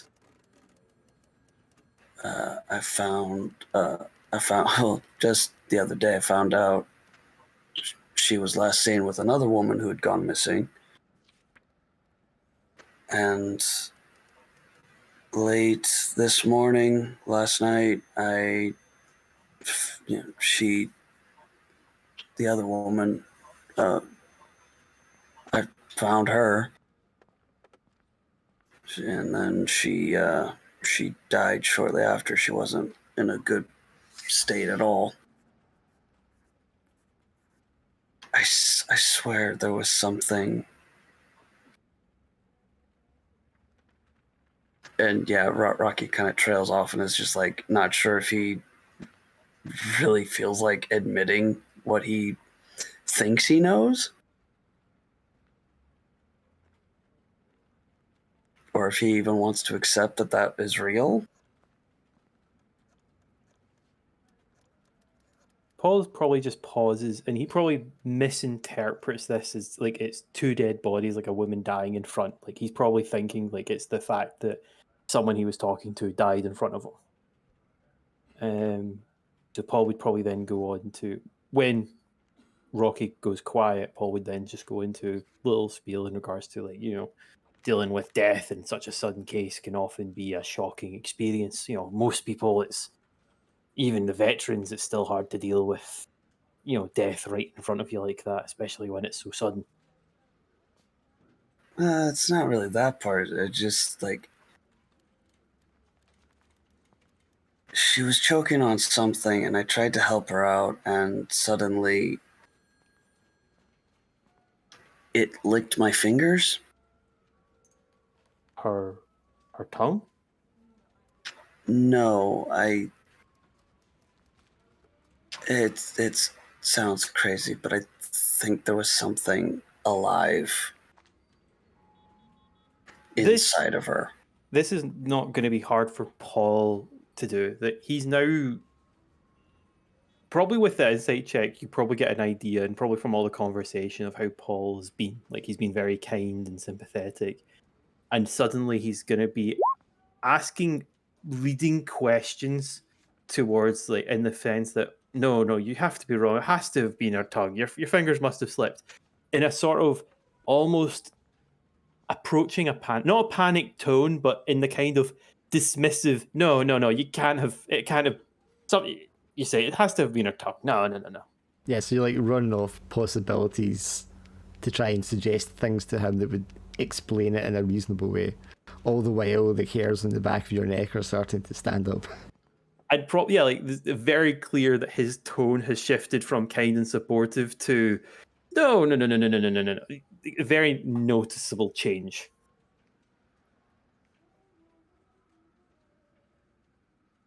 I think when that shift happens, Rocky just kind of like starts to just stare at Paul. I'm trying to think, like, how it would probably go is he'll try and steer off the conversation. Like, oh, weird things like this happen. You know, sometimes you meet it, like, you know, in the middle of Tent City, where suddenly everything goes really, really quiet and everything stops, where it's never quiet in Tent City. And suddenly, and he's got this rambling of consciousness, and he's just going, like, this has obviously been something. And then he goes on about this really creepy person that wants to know about the dead body. And he just keeps going. He doesn't stop. And it's just this voice of, this has been on his mind, and he's approaching panic in voicing all of this, because obviously, as a meta, we know what Paul has experienced, but it's just to give an idea of what Rocky's experiencing. He's just going on about the weird person outside the church, the dead body, the weird silence that was in Tin City, which is never quiet. Yeah, I think in this like moment of Paul just like violently denying that anything weird is going on in Brooklyn, Rocky is just like is slowly clicking for him as like, okay, this guy knows things. He doesn't want to know those things, but he knows things. And it's like Rocky's turn to put a hand on Paul's shoulders. Like, you've The moment seen you touch him, he goes silent. you've seen something. There's Like, a burst do you, of commotion as a flock of pigeons just like take off from beside you and flap over your heads. Paul would immediately drop. I think the cup that he's had is probably slightly, like, through his doing his tirade, it was probably gently shaking, right? Like just the residue that was in there. And then as that happens, he probably crushes the cup and panics. Just the sudden, like,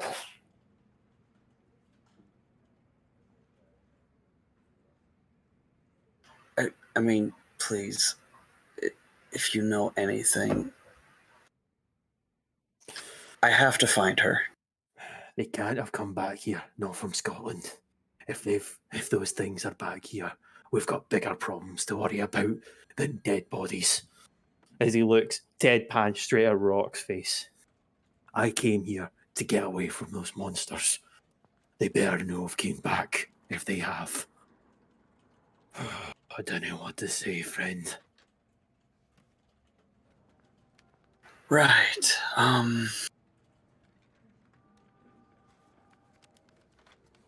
Yeah, I think this is going to need a more private space and a lot more hard liquor.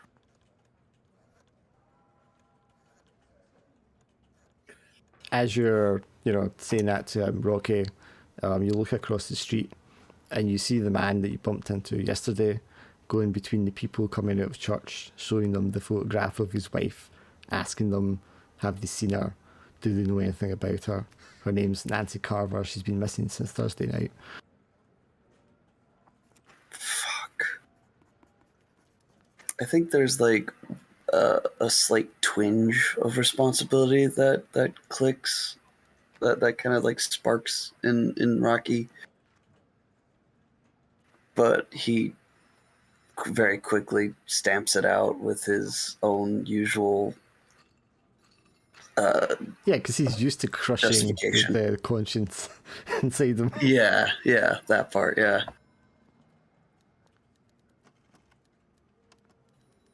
And he's just going to try to ignore the man, and hopefully he doesn't come around and talk to Rocky.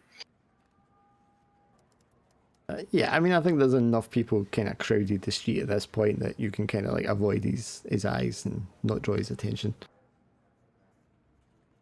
Yeah, yeah. If Rocky gets his way, he's not gonna talk to the man, or if he does, he'll just have to lie. But he's not going to admit anything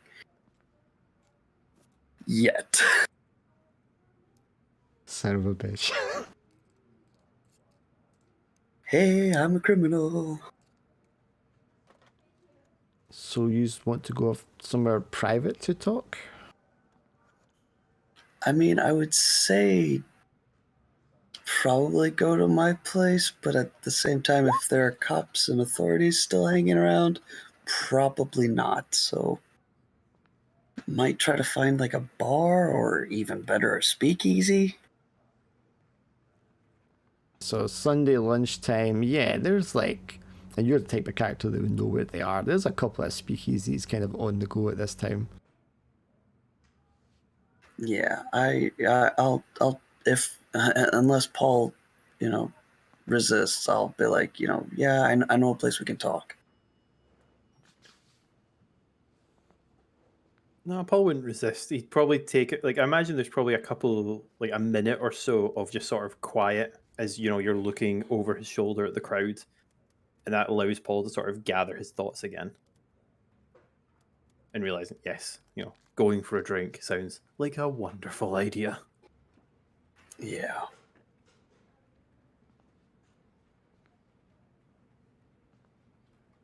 I mean, even on the car ride, Paul, Rocky's gonna be trying to probe as much as he can. Like, what are you talking about? Those monsters? Like, what happened? Probably get a very abridged version of, first session. Probably wouldn't in first. I imagine, like, we go if things happen in between, but he probably wouldn't talk about that. He'd probably ignore it until there's a couple of drinks in and a bit more of a rapport is built up, and then he'll maybe drip feed a couple of things to you. Fair enough, fair enough. So I'm going to say you guys make your way over to, the speakeasy, which is a few blocks away. Gerta, you've had what ends up being quite a quick lunch with Hans. As Hans sort of like clumsily remembers that he actually had stuff that he needs to do for his father. So he's only able to stay there for a quick lunch and a drink before he's going to make excuses and run off. He's like, "Are you okay, Gertie, walking home? I'm really sorry. I totally forgot. I'm going to get in a lot of trouble if I don't get this done." Oh no, that's fine. I only live like 10 minutes away. I'm really sorry, and I'll make it up to you. We'll go Tuesday. Tuesday sound good for you? Tuesday sounds great. Okay, hopefully Emil's feeling better and she can come along as well. Okay, I've got to go. I'll see you later. And he leaves money to pay for the bill. Okay, so I just start heading out the door as well. Yeah, you step out from there, you walk a few streets down, you turn the block, and you can hear the music, you can hear the rowdiness, the clink of glasses, the smell of alcohol in the street. This is one of the speakeasies, the places where people go to drink illegally. And you are like, I don't know how you feel about the drinking per se, but for it to be so early on a Sunday, I can imagine that you're kind of like tutting to yourself inside. Yeah, well, that's what she's like. Sorry, just Swindle posting the meme. And as you do that, a car pulls up, and the man that you recognise right away as Mr. Rickaby, who is looking for his wife, steps out of the car with another man that you recognise, one of the bums, the vagrants, the homeless guys from Tin City. Hello, you guys. Long time no speak. Oh, okay. Didn't know the Salvation Army let people into speakeasies. Well, she catches you on the street outside before he's going. Oh, okay. I misheard that. Okay, never mind.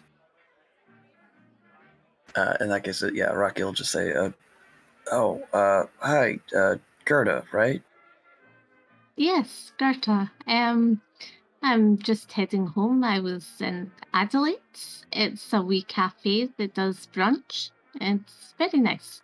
Have you heard anything about your wife, Angela? Is anything gone on?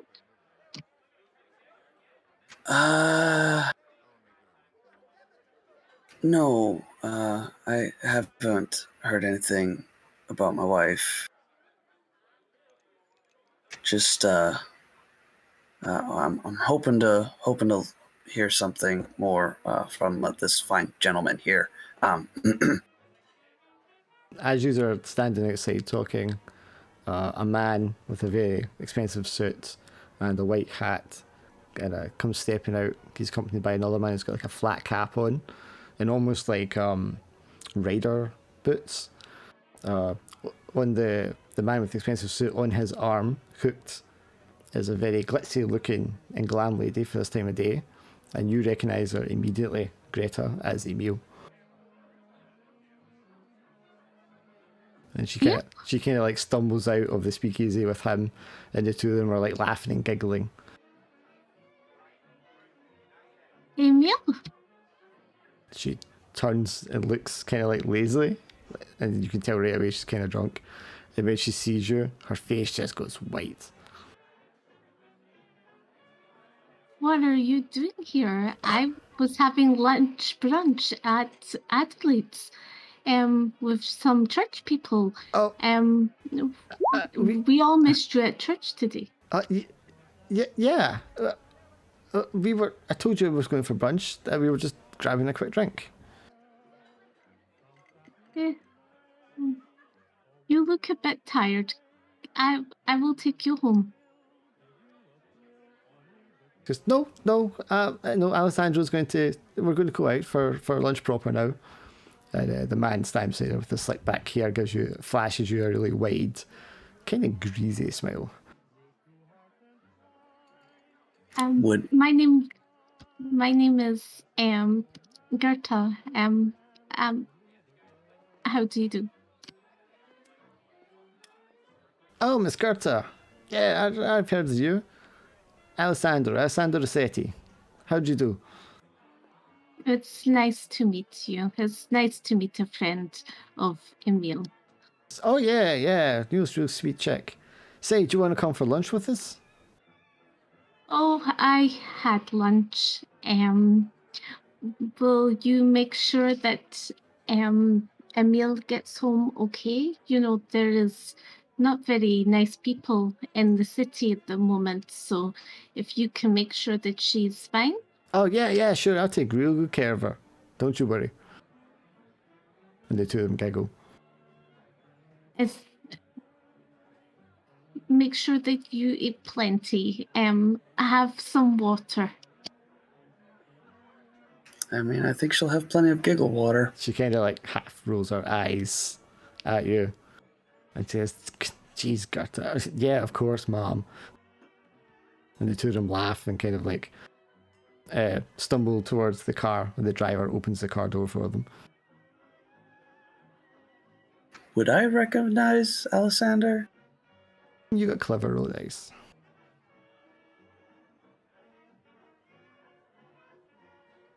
Yeah, I mean, you don't recognize him, but you know the type. You've seen these wise guys before. Yeah. This style instantly screams Italian mobster. Yeah, and you know how they roll. Yeah. Yeah, so as the car takes off, they roll down the window and they both wave out at you like, bye, mommy. I worry for her. Yeah, that's probably a safe reaction to have. How have you been? How's your search going?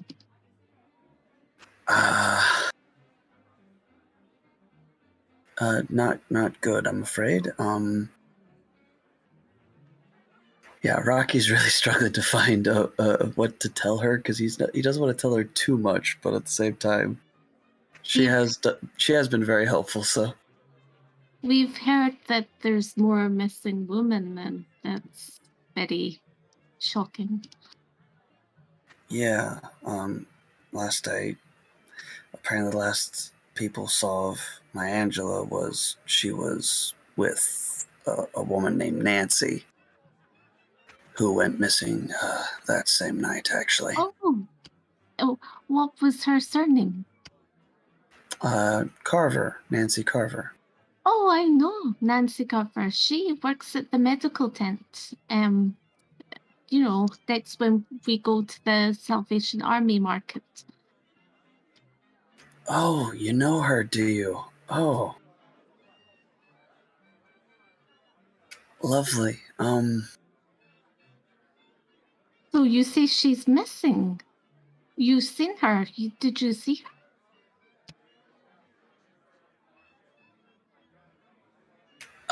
Well, You can see Rocky is like starting to sweat a little bit. oh, that's not what I meant to do at all. Of course, Paul, you're standing there as well behind the two of them. Yeah, I did see Nancy. I'm afraid she's not with us anymore. Oh, oh, oh, oh. I need to sit down. Yeah, why don't you come with me and Mr. Cummings here? Oh, I cannot go into one of these places. Trust me, it's gonna make the explanation go down a lot easier. Maybe just for one. Yep, just for one.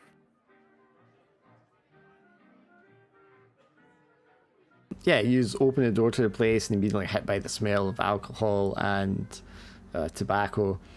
It's getting very lively. Music's playing.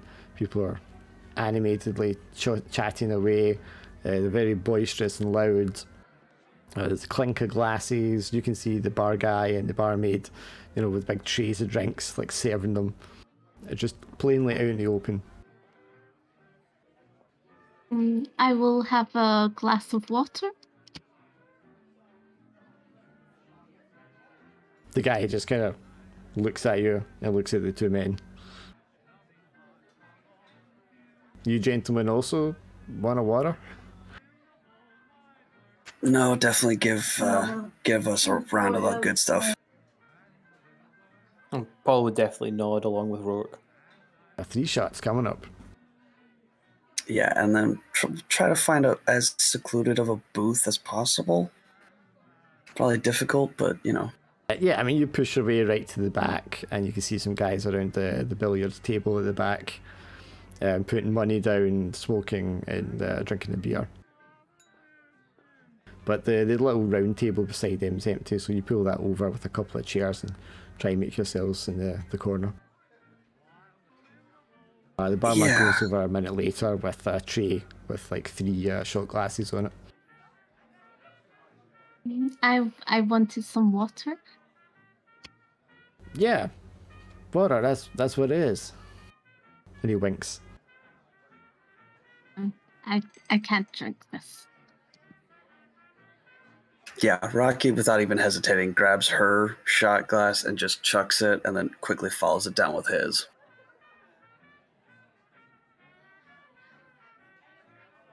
Paul and probably takes his quick as well. So Nancy, how did she die? What happened? I really don't know, but it's nothing natural. What do you mean, nothing natural? And yeah, Rocky, even in this shady space, like hushed tones, tries to just regale her about how last night he was trying to see what he saw late at night, saw her stumble from down the street,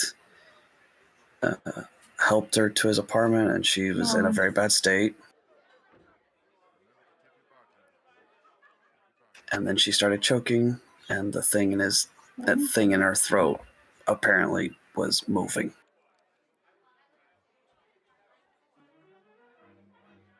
Do you think that this is connected with, like, the man at the beach? I mean, I don't know, but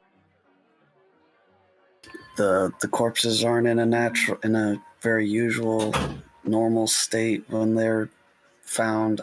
This isn't normal. I don't know what to think. But whatever's happening it's not good. And I think Angela is in danger of having the same thing happen to her. And I can't let it happen. I have to find her. Do you think this has already happened to her since Nancy, has passed? Do you think maybe Angela has passed? Rocky very obviously just has this 1,000-yard stare, like he's already had drawn that conclusion, and then is just actively denying it. Just straight up shoves that right back down wherever it came from, and is just like, no, she's fine. I just have to find her, and then I can bring her home, and she can be safe and sound. What did Nancy say before she died? She said that three men grabbed her and and Angela. She couldn't see their faces. The woman was in a very bad state. I couldn't ask too many questions because she was just hysterical, and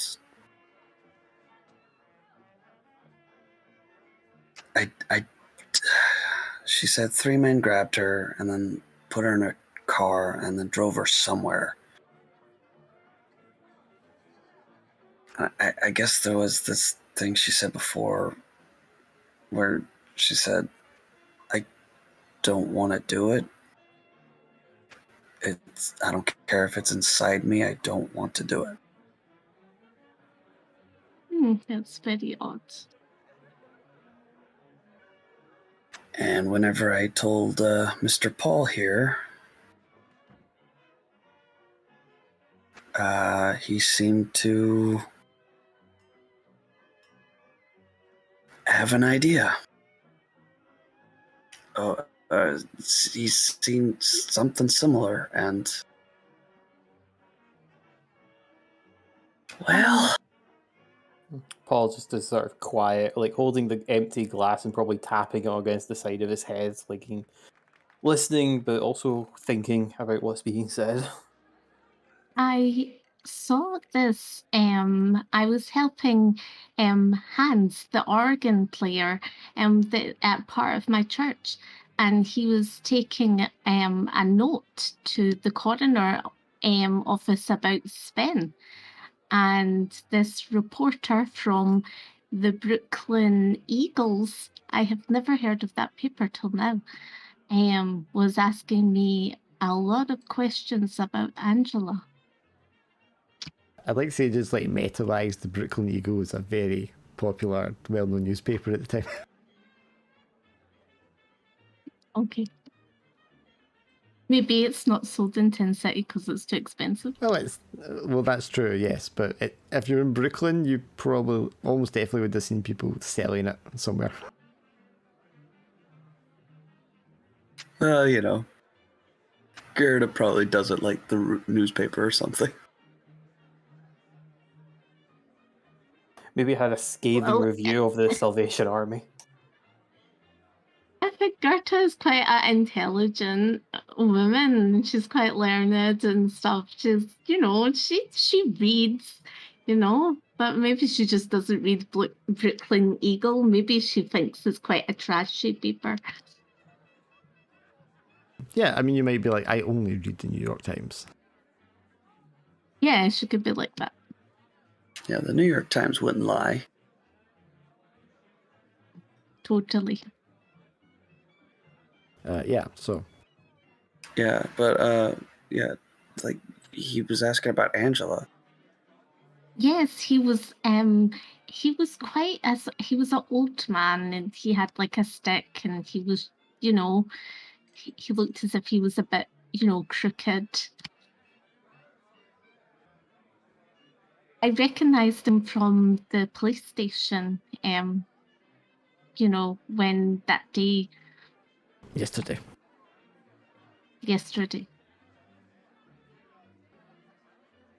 So he was listening in. Did he say he was a reporter or something? Yes, he mentioned he was a reporter. Yeah, that makes sense. And of course, Paul, you'll recognize this description as well. He approached me outside of the church this morning, asking questions about the dead body.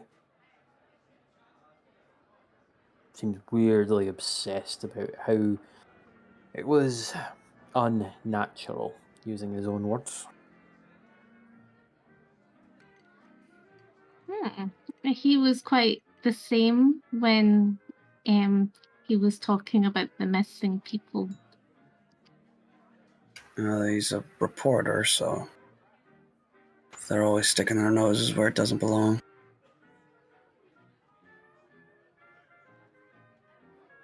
But if he's dug up something,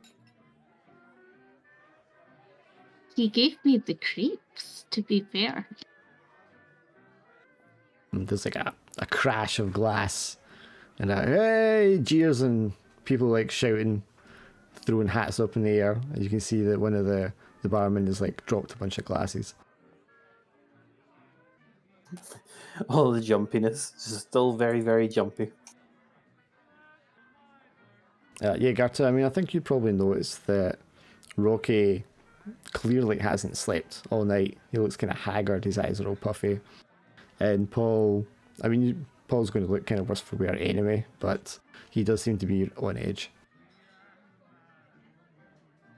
You both look like you need a good night's sleep. Have you been both sleeping? I don't think my apartment's safe for me right now. I might need to find a spot to lay low for a little bit. Can he not stay with you, Paul?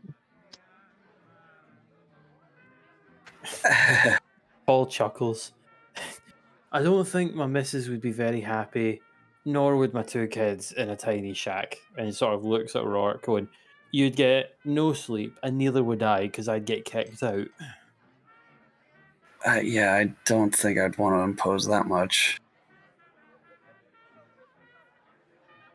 I would let you sleep in my living room, but we have a no males policy in my building.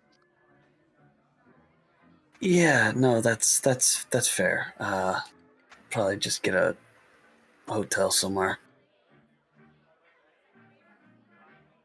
I can speak to someone at the Salvation Army to get you some shelter for the night.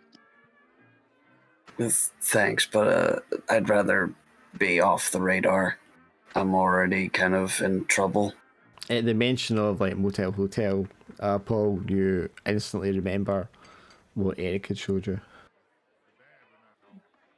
You know, Paul just sort of like thinks about it. It's like, do you mind if I keep company with you to that motel? It's something I want to look at there as well. Sure, I probably could get you a room as well. No, I don't need a room. I just needed to ask about the staff there.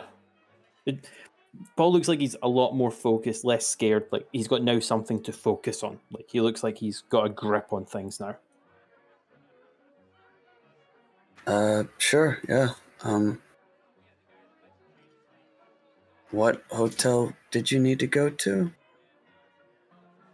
Trying to remember the name. Give me a second. I'm pulling up my notes. It's way up here in chat because I put it in at the start. Yeah, I'm trying to scroll back to It's Hotel Bozart. Bozart. Aye, there's the general manager of Hotel Bozart. I need to talk about that staff member there. A guy called John. Between us all, I'm worried he's linked into all of this as well. Me and a friend, we found his an ID card. I want to see what the connection is. On a body? Like this morning? Or yesterday morning? I'd be correct in nodding with this, wouldn't I? Like that's what we found, or Eric found on the body, and then eventually told Paul. Yes, he told Paul he found it before he had to throw the body off the pier. Yeah. Jesus. Yeah. Well, let's. Yeah. Yeah. There's definitely something going on in Tin City, and if this guy knows anything, do all three of you want to go? I mean, that would be up to Gerda. Yeah, I'll go. Paul has been able to convince Rourke to come and help him out. Yeah, so finish up your drinks. I mean, it's still early afternoon when you come out. And I mean, if you want, you can just drive right over there. You're going to know where the Hotel Bozart is. It's over the side of the city. Sorry, what was that last part? You're going to know where the hotel is. It'll be over this side of the city. Okay, yeah. If I've got my geography right, it is anyway. No worries. Yeah, I drove up to the Hotel Bossart, however they're pronouncing it. And it's a very tall building, sort of stands on its own. It's quite an upmarket hotel. You may have heard of the club that happens on the roof top, or the top floor of the building. This was quite common at the time for a lot of hotels. They had like dance floors and clubs and stuff up on the top floor on the roof. But obviously this time of day that's not going to be operational, and on a Sunday it's probably not going to be running anyway. But it's quite grand. There'll be like staff standing outside to welcome people coming in, bring their bags in with them. Taxi cabs are pulling up and people are coming and going the whole time. And there'll be like a parking space, car park for you to pull up in. And there'll be like a valet guy who'll come and park your car for you. Nice. It's a pricey joint, so it'll probably cost you a few bucks to stay here for a night. How much to stay here for the night? Let me dig up the Call of Cthulhu price list. And do they have like fancy hotel here? Yeah. Meals out, speakeasy. Oh yeah, so your drinks are probably going to be about 30 cents for the three of them. Yeah, Rocky will cover it, no problem. Might even be a little more than that. Lodgings. Alright, so a good hotel is $9 for the night. Jeez, okay. That's a lot of money. Oh, that's not a luxury one. A luxury one is $30. Oh god, that's literally half my stash. Yeah, so yeah, the cheaper rooms in this hotel are $9 for the night. Yep, probably not staying in this hotel. But, you know, chasing a lead.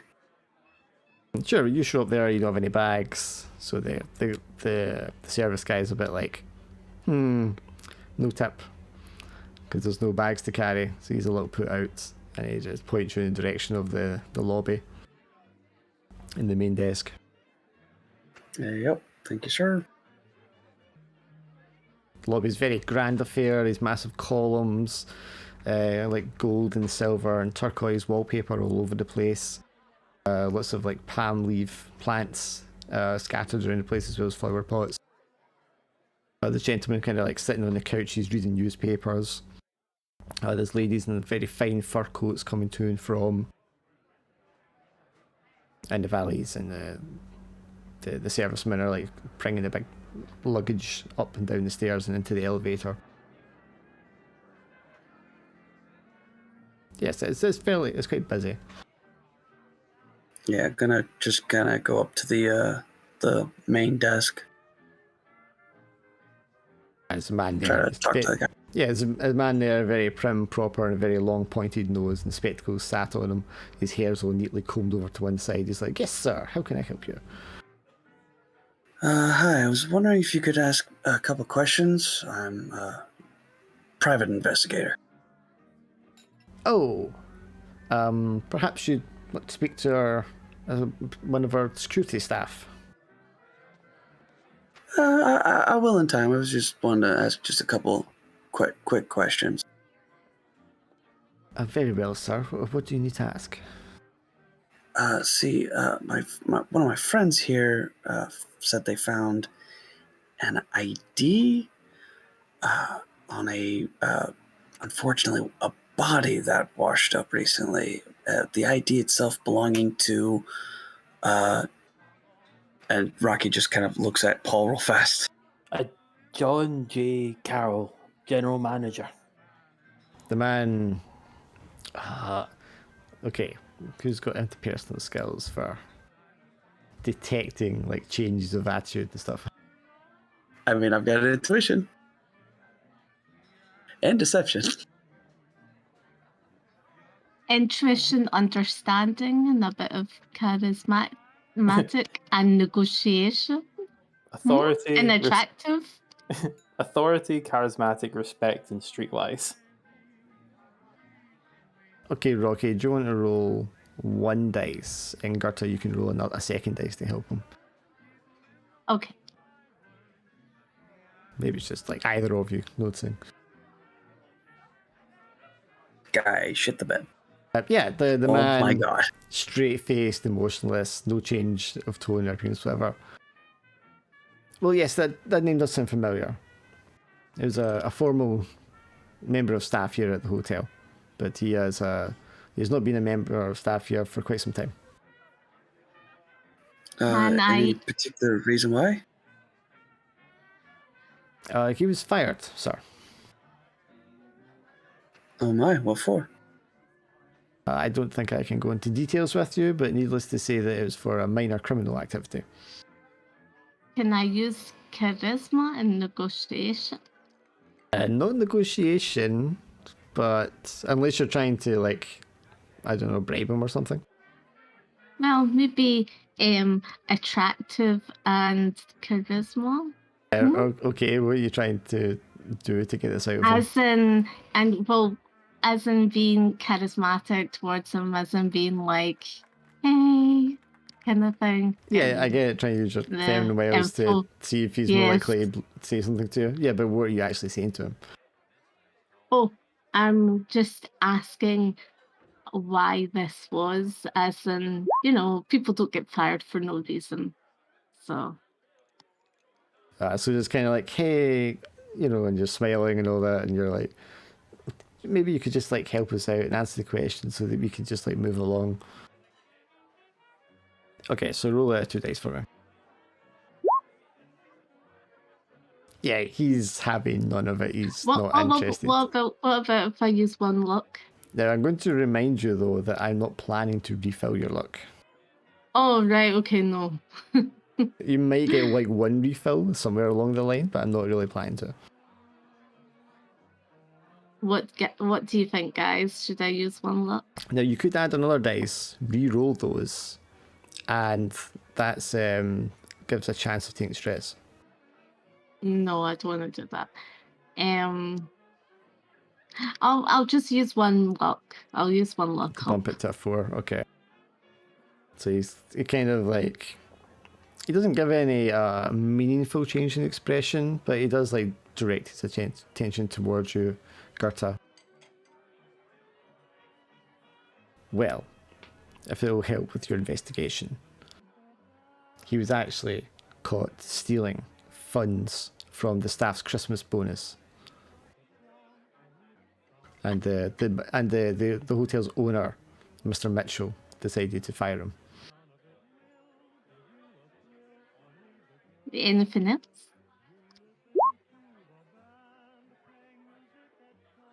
Well, that's what you wanted to know, and that's the answer.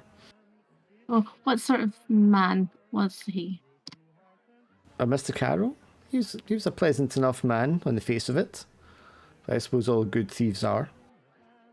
And this Mr. Mitchell, is he, what is he like? Mr. Mitchell's a wonderful man. Great businessman, very warm fellow, very generous and giving. He's very well liked. Can I use intuition to see if he's telling the truth? Sure.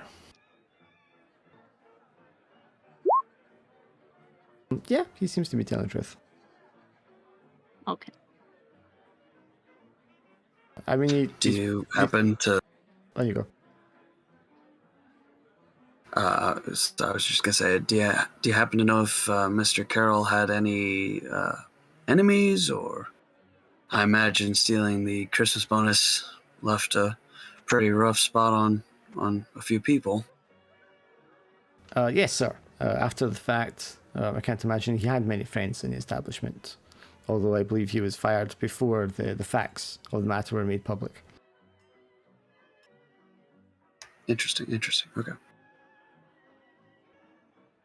Is there anything else I can help you with, sirs, madam?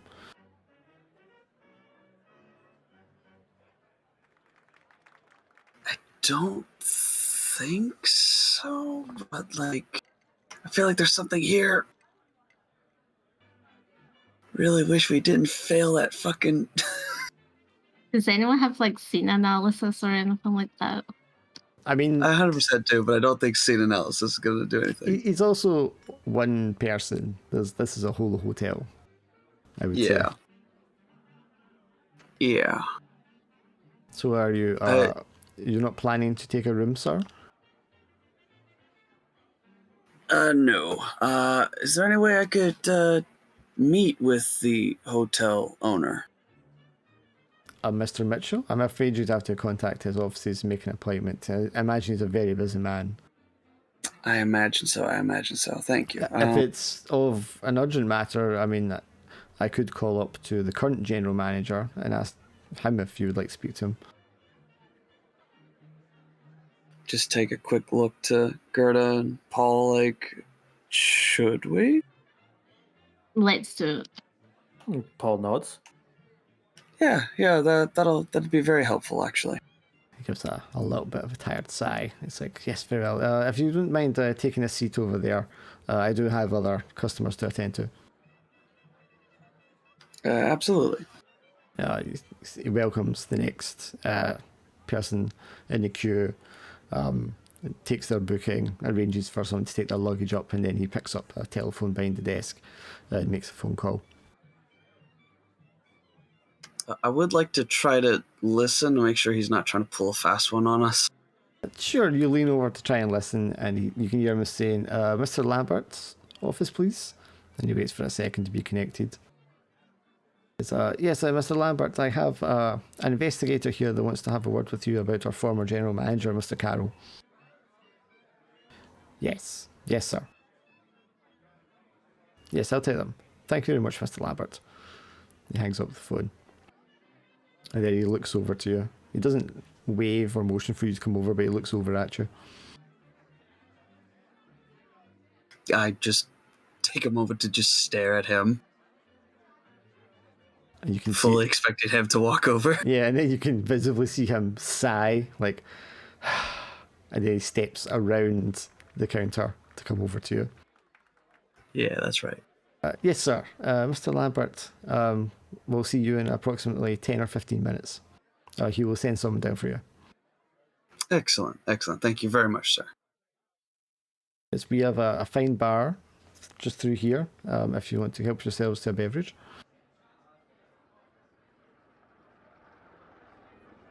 I don't think we will. Very well then, sir. Could I offer any of you tea or coffee, perhaps? I'm very kind, but I'm good, thank you. Madam? Oh no tea for me. So, very well then. And he goes back behind his desk and starts attending to more of the customers. Yes, you sat there for about 20 minutes, probably, before one of the concierges comes down. Is that what they're called? Bellboys, that's what they're called. One of the bellboys comes down. Yeah. And comes up to you, and it's like, you're waiting for Mr. Lambert? Yes, we are. Follow me, please. Lead the way. Takes you over to an elevator. You get into the elevator. The man with the gloves requests the floor, and the man says, Mr. Lambert's office. And he's like, okay, going up. Takes you up to the 13th floor. Or what would be the 13th floor is, of course, the 14th floor. You step off there, and man takes you along the hall, and you turn left twice, and there's an office at the very end of the hallway. And there's a couple of sofa chairs sat outside of it. It says, if you wouldn't mind waiting here, he'll see you shortly. Thank you, young man, and I'll give him a little tip. How much? How much is not insulting, but also like not exactly like over generous? I mean, you're American. You tell me what tipping is. Oh fuck! Back then, jeez. So, like, a full shift wage for Paul was like $6. So, like, that's a lot of money. That, like, gives you enough to live on for a couple of days. but one hotel night in a scummy hotel is $9. It's not a scummy Yeah. hotel. This is a good hotel. Yeah, I'll slip him $1. Takes it, That's- bows slightly. It's like, thank you very much, sir. And he walks off. She sweating to make sure you got the tip right. Well, I wanted to be authentic, but I also didn't want to be like, here's $5, kiddo. And guy's like, fuck it, I'm retiring. Like jumps in the air like, woo! Yeah. Yes, he goes Because I know off. the prices are way fucking different back then, so. Yes, he goes off and he looks very pleased with himself. He's sat there for another 10 minutes or so before the door opens.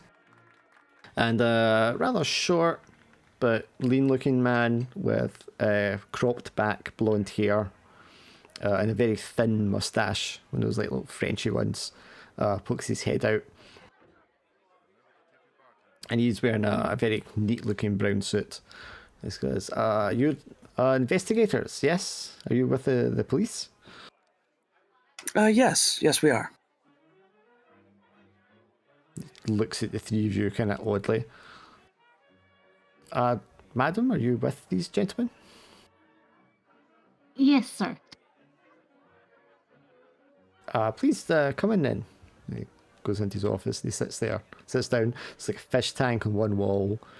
There's a globe sat beside the large wooden desk on one side. The smell of like cigars in the room as soon as you walk in. You can see the huge ashtrays still got a cigar stubbed out in it. There's like brandy and stuff on the cabinet on one side of the wall, clearly on display. Can I fix you gentlemen a drink, perhaps? That'd be very kind, yes. Brandy? You, sir? Paul nods. Brandy sounds bra. Madam, would you care for a glass of wine, perhaps? Oh, no, thank you. Plain water will be fine. Soda water? Just plain water. Kind of looks around for a second as if he's not what sure, but he just gives you a soda water anyway. Yes, he gives you both a brandy. He sits down with a brandy for himself, sits back in his chair. Well, I'm assuming you're not conventional police officers, so private investigators, perhaps? Special unit. Is that so? Oh, how can I help you today then, officer? Just wanted to ask some questions about what you might know of your predecessor, Mr. John Carroll. Yes, Mr. Carroll. Yes, we were great friends until fairly recently. So, what is it you want to ask?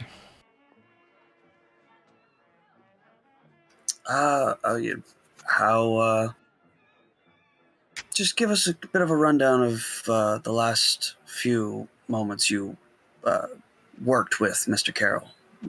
Maybe the last moments you saw him. Well, Mr. Carroll was general manager here at the hotel for, I want to say, 12 years. He worked his way up from the kitchens, I believe. He was quite popular, well liked. Overall, he was a good manager. He made sure everything ran on time, and he was quite generous with the staff up to a point. Yes, I believe the only one that really had an issue with him prior to what happened was the owner, Mr. Mitchell. Perhaps it's down to Mr. Mitchell's intuitive knowledge of persons that he held them in disregard prior to the discovery. You're saying Mr. Mitchell guessed that Carroll was doing something nefarious? No, don't read me. Excuse me, don't read me wrong at all. Mr. Mitchell and Mr. Carroll didn't quite see eye to eye fairly often. There was commonly arguments between the two of them. But of course, now we know, after Mr. Mitchell sacked Mr. Carroll, that Mr. Carroll was in fact stealing from the staff's Christmas bonus fund. So, of course, Mr. Mitchell was justified in sacking Mr. Carroll. And indeed, his suspicions of his character prior to that were also justified. And how did it become known that Mr. Carroll was stealing funds? I believe Mr. Mitchell, it was brought to his attention by someone in accountancy. Are they around to also speak with, or? I'm not exactly sure who was the person in question. You might need to ask Mr. Mitchell to get that information. I could certainly write to him and ask if it's important for your investigation. What exactly is the nature of your investigation, if you don't mind me asking? Murder, I'm afraid. Oh, puts his drink down on the table, picks up his cigar, almost kind of reflexively in his fingers. I'm sorry, I'm not sure I understand. What was Mr. Carroll to do with murder? Well, a body was found in Tin City, of all places, and a very quite alarming rate, I might add. But a body was found with Mr. Carroll's ID card in its pockets. It's none confirmed at this time if the body was Mr. Carroll himself, but I've been tasked to look into it all the same. Yeah, leans back in his chair with the cigar and lights it, puffs on it a couple of times, just looking at the three of you in turn.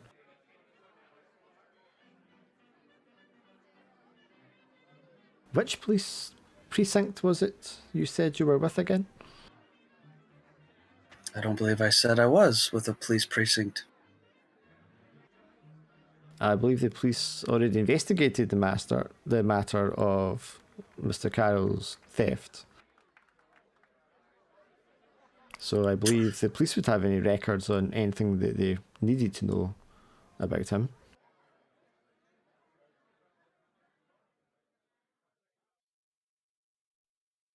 So if you forgive me for asking again, what exactly is the nature of your investigation beyond murder, a corpse that's been found?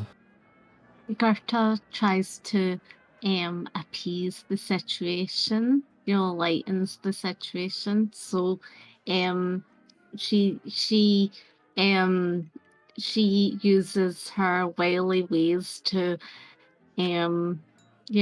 appease the situation by saying, well, we can't just give that information to anyone, but it's great that you're so involved, kind of thing.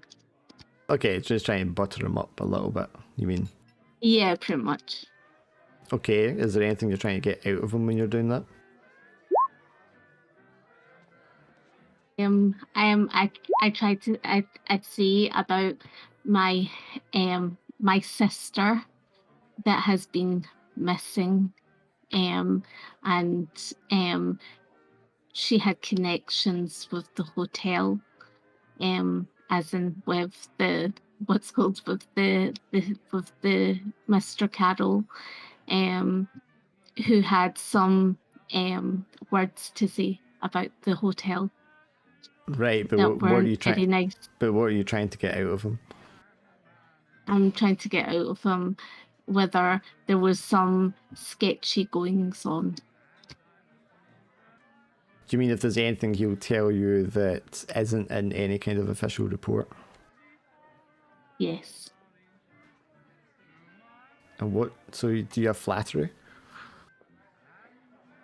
I have charisma. I think that's basically flattery. Okay, charismatic will give you And attractive as well. Well, you can only have one of them because they're both traits. Oh, okay. If it's traits, then it's charismatic and negotiation. Negotiation would be a deal of some sort. Not just buttering him up and trying to get him appealing to his softer side. Negotiation would be then I don't say to people about the goings on at the hotel. From what I've heard, the scandal. Well, that I've would be heard. intimidation because you're trying to intimidate him then. Okay, well, why don't I say that, and then maybe I can sort of wink at Rocky to say like that he's heard information too. So I'll just say, well, my sister has went missing, and it was part of your hotel. I have heard very strange goings on in your hotel. Wouldn't you say, Mr. Rourke? Did you just say my name? Yes.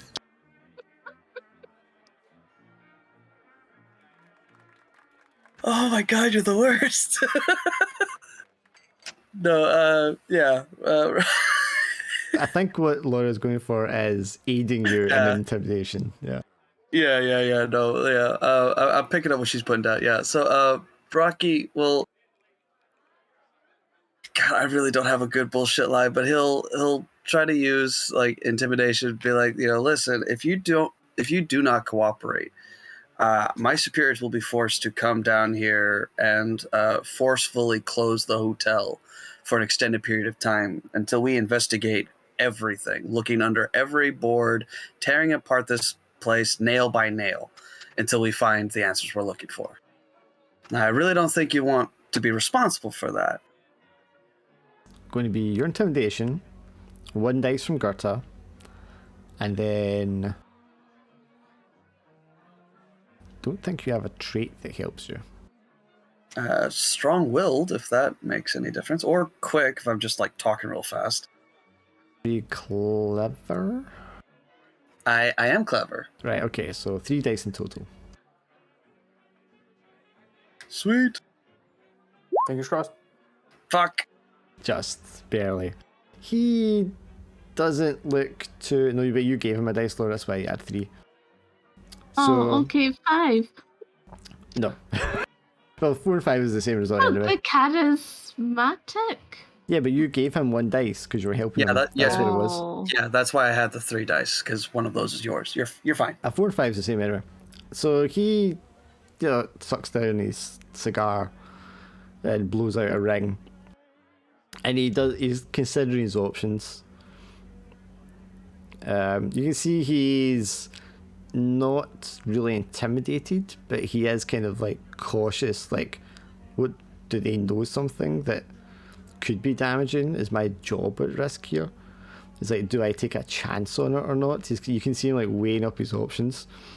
I'm trying to really sell that I definitely know something and that I have the power to shut this shit down. Yeah. So I mean, you get the feeling he kind of knows you're bullshitting, but at the same time, he doesn't want to risk calling a bluff, just in case it's something, because he's not been working here as general manager very long. And he doesn't want something cropping up that could turn down.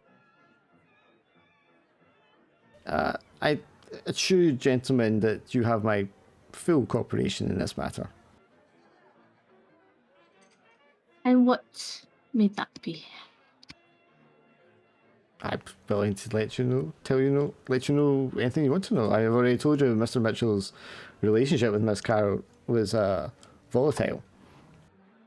And it could perhaps be thought of that Mr. Carroll was fired by Mr. Mitchell, and then Mr. Mitchell just happened to find a reason for firing him after the fact.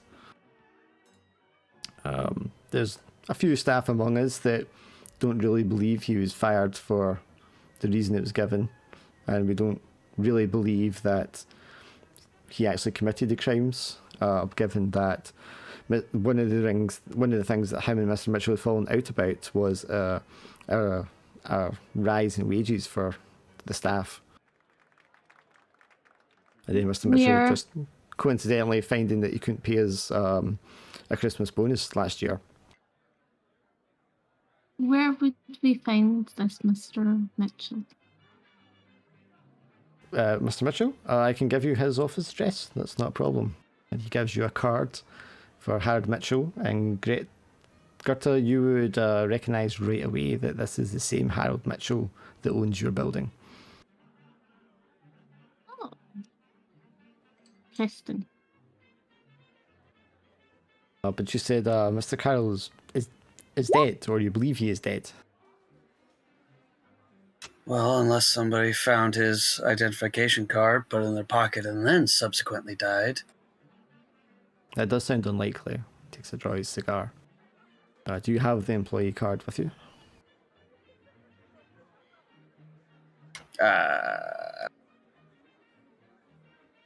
Did No, Eric? not here. It's a pity. He pulls out his employee card and shows you it. This is a genuine employee card, in case you're suspected that it is a forgery of some sort. I obviously can't give it for you to take away with you, but if you want to inspect it and compare them when you're given the opportunity. I have a quick question as well. Have you noticed any strange going-ons, or has there been any groups of people that have came into the hotel that usually don't come into the hotel? Like, unusual activity? Well, we have a lot of activity in the hotel, ma'am. The top floor is rented out for events and special occasions. There's a club there on a Friday and Saturday night. We have a bar downstairs which runs within the confines of the law, more or less. Have you noticed any people coming into the hotel and then not leaving the hotel? I can't say the comings and goings of individuals in the hotel is too much of my business, ma'am, but however, I believe everyone who comes in does in fact leave, yes, if that's what you're insinuating. Who is the person at the front desk at night? Who's the person that Well, it depends what night of the week it watches is, ma'am, everything? but yes, I have a roster of the staff that are on call at night. I can give you those records if you wish. Yes, that would be helpful.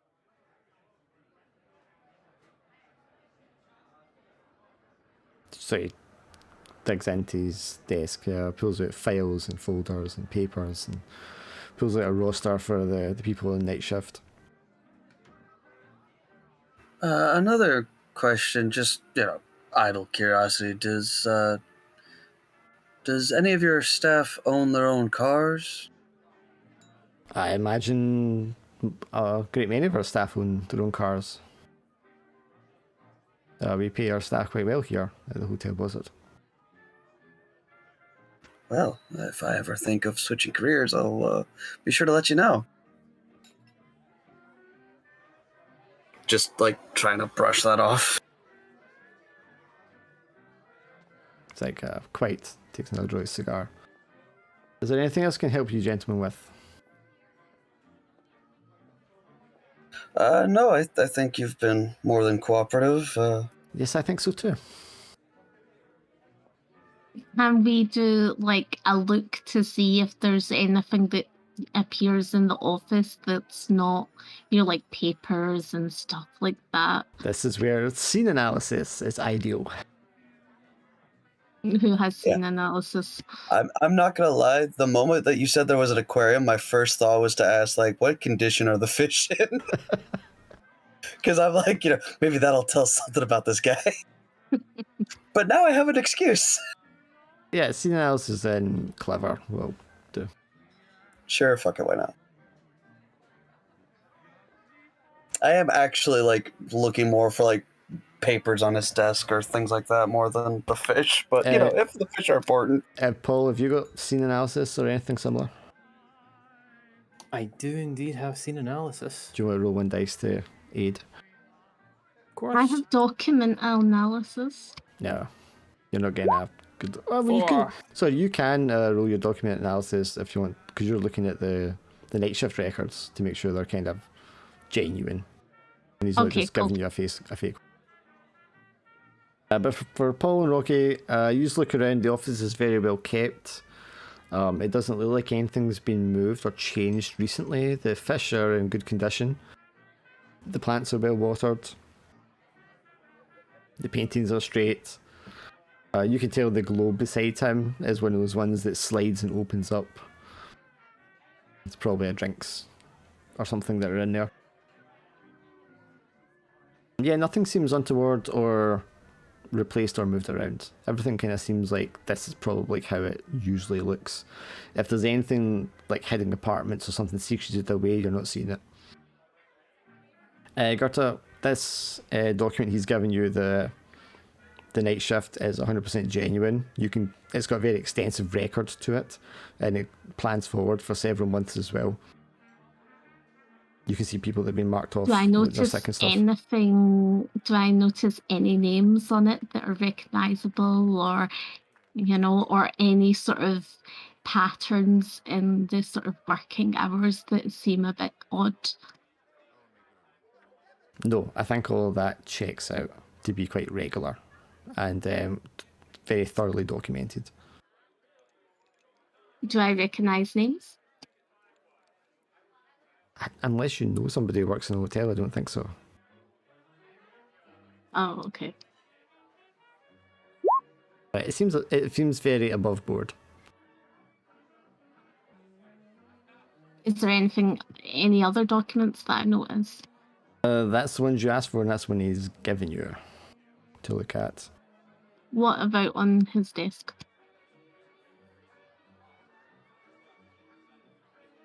I mean, the only thing he's really got on his desk is a newspaper he must have been reading. The newspaper. What newspaper It's is the it? Brooklyn Eagle, of course. What's the front headline?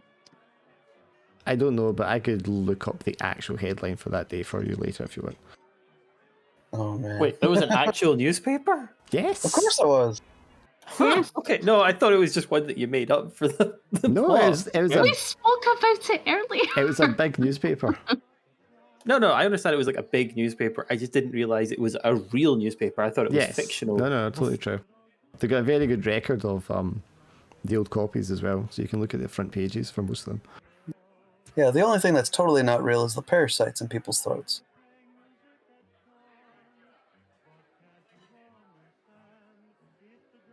But are you done here speaking to Mr. Lambert?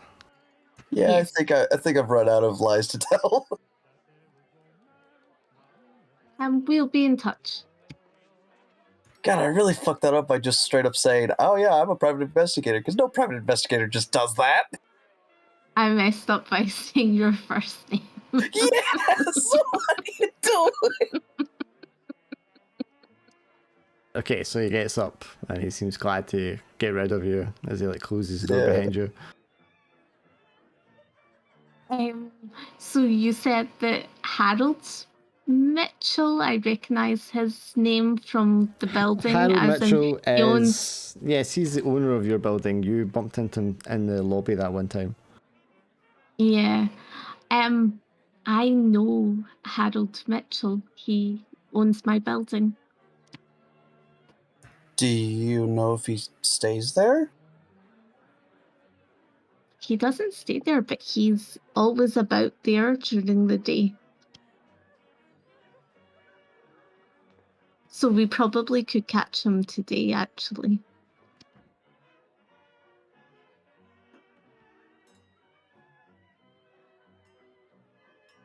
Okay. You want to go to my building and we can speak to him.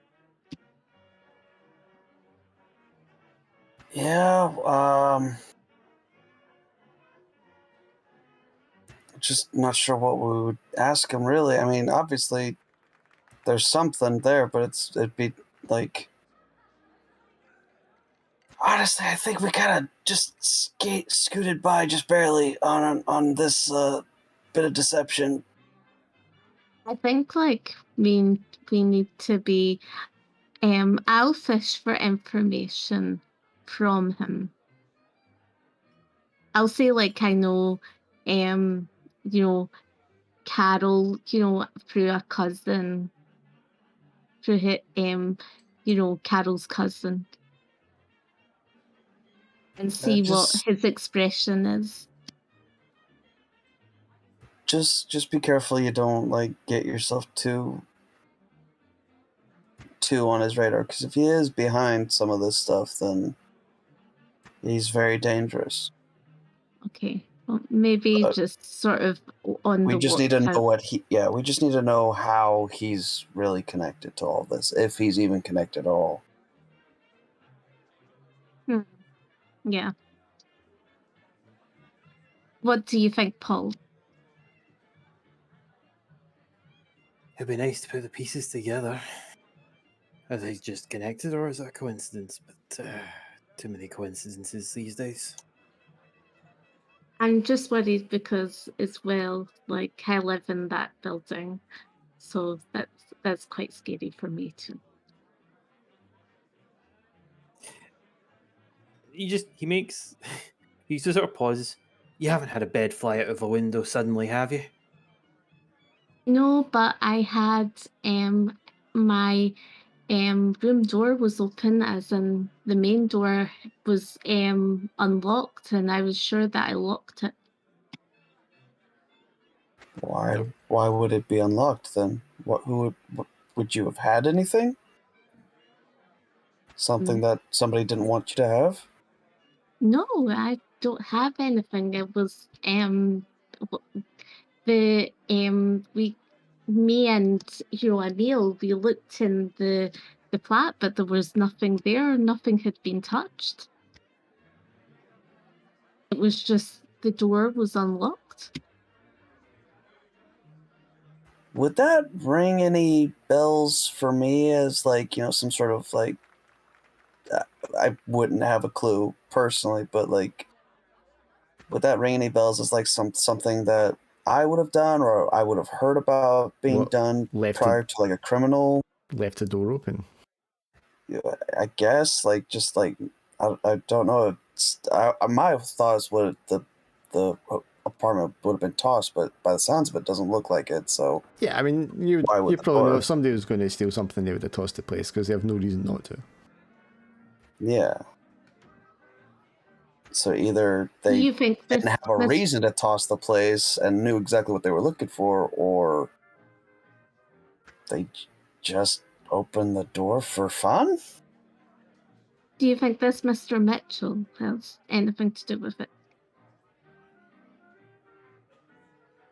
I mean, we don't know anything about Mr. Mitchell other than him having a disagreement with a man that may or may not have been washed up dead today. Well, that one didn't wash up dead. He was lying covered in a warehouse. Yeah, but I mean, he probably will wash up yeah, sooner or later. Rocky Now that doesn't Eric's know that, yeah, Rocky doesn't know exactly the circumstances. He just knows that another body was found and then had the ID. So do you want to go down to Curtis' building and try to confront this guy, or? Yeah, we can try to just let Gerda like gently confront him or kind of bump into him and prod. And if there's something more there, then maybe try a little bit more aggressive. Okay, so you just drive down to Curtis. It's later in the afternoon now. The guy who watches the front desk, the concierge, he's there, and he's just like reading a newspaper behind the desk. He's on his own.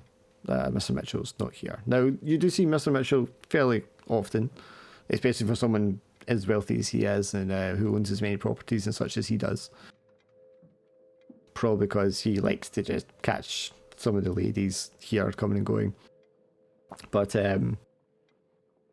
yeah, I mean, he's not always here. This isn't where he lives. This isn't where he works.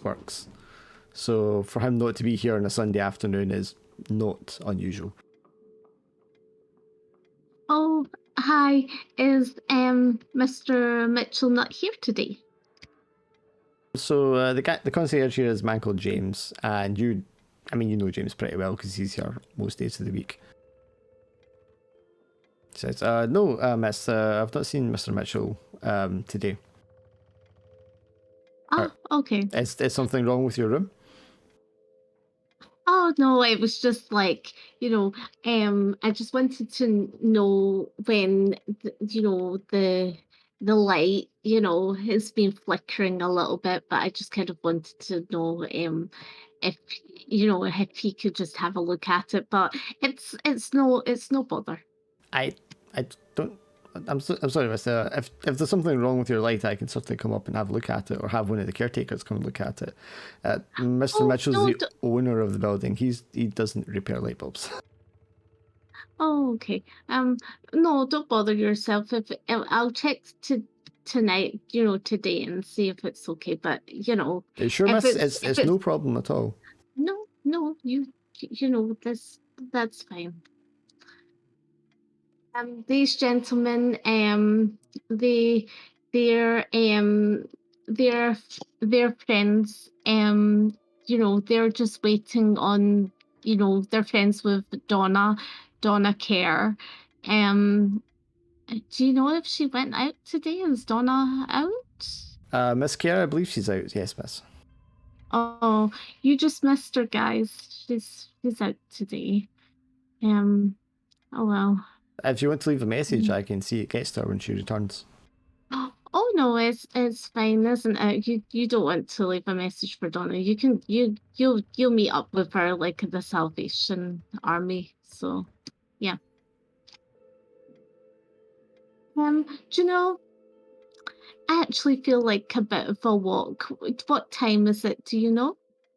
It's 4:15, ma'am. Yes, I think I will go for a walk. I'll be in shortly. Thanks. So it shrugs his shoulders, goes back to his paper. Okay, so he isn't in today, but maybe tomorrow? He should be in tomorrow.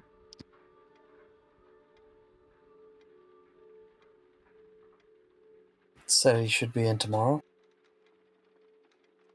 Yeah, he'll be there tomorrow. He's always in on a Monday. Okay, well, at the very least, that's good to know.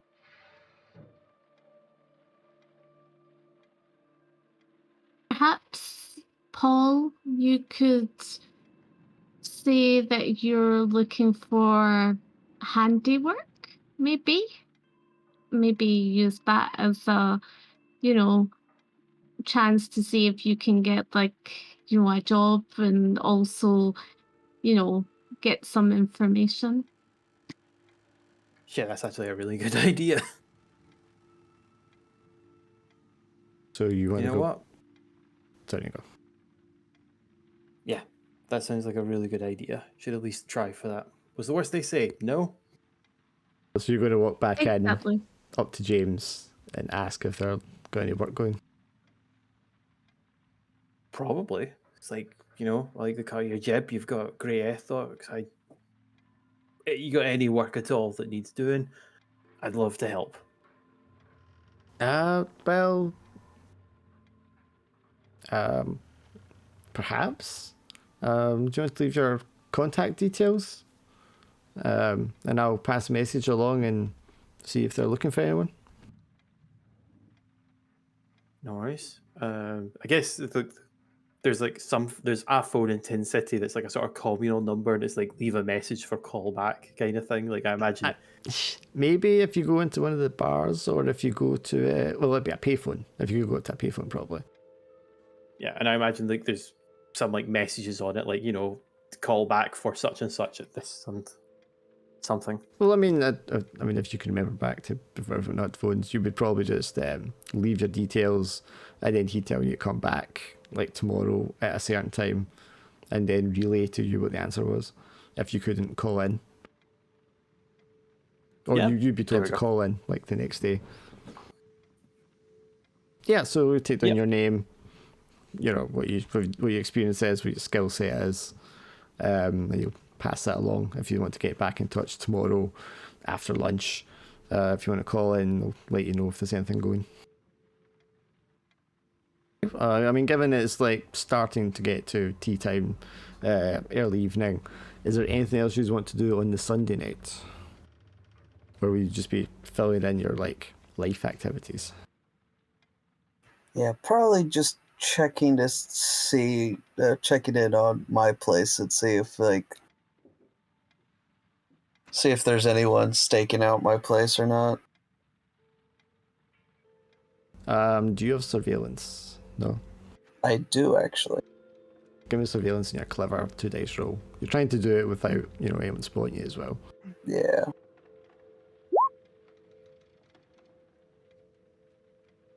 Yeah, there's a cop, like, in the lobby. He's not hiding as such, but he's sort of like tucked away, so that you wouldn't really see him until you'd walked in, unless you're really looking for him. Whether he's there waiting for you or not depends. If you hang around long enough, he will eventually leave that night. And there's no like cars parked out front or anything after he leaves? No. That you notice. Yeah. I think just to be safe, I'll just avoid my apartment after that and just try to find like a probably cheap hotel just for the night or just for a couple nights. So for $10, you can get, well, for 75 cents, you can get a Fleabag hotel for the night. That actually, yeah, that's fine. 75 cents. Or if you want to get an average hotel for this week with service, it's $10. I'll do 75. It's, yeah. Yeah, so somewhere that's probably near Red Hook, and it's basically apartments that have been like 2 beds have been put in each apartment, and they're renting it out like a hotel. Yeah. The pipes are leaky, the windows are drafty, it's full of roaches. I'm not at all bothered. I'm not that accustomed to my lavish lifestyle that I can't live without it. Gerta, do you have other stuff to do, people visit, or do you just go home and read the rest of the evening? Yeah, no, I think for me, I think Rocky's just gonna try to process today and figure out what he's doing tomorrow. What about you, Gerta? Yeah, I feel like Gerta should be in. She'd go upstairs, have a look around the rooms, just to make sure nobody was there, and then start to make something to eat for dinner, and then just kind of stare at the door to see if there's like anybody. Stare at the door.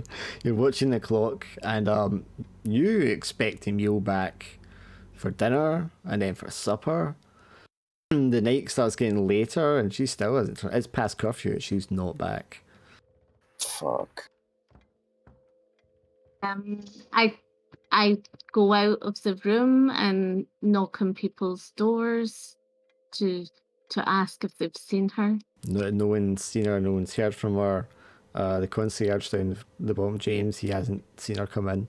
He hasn't had any messages left by her.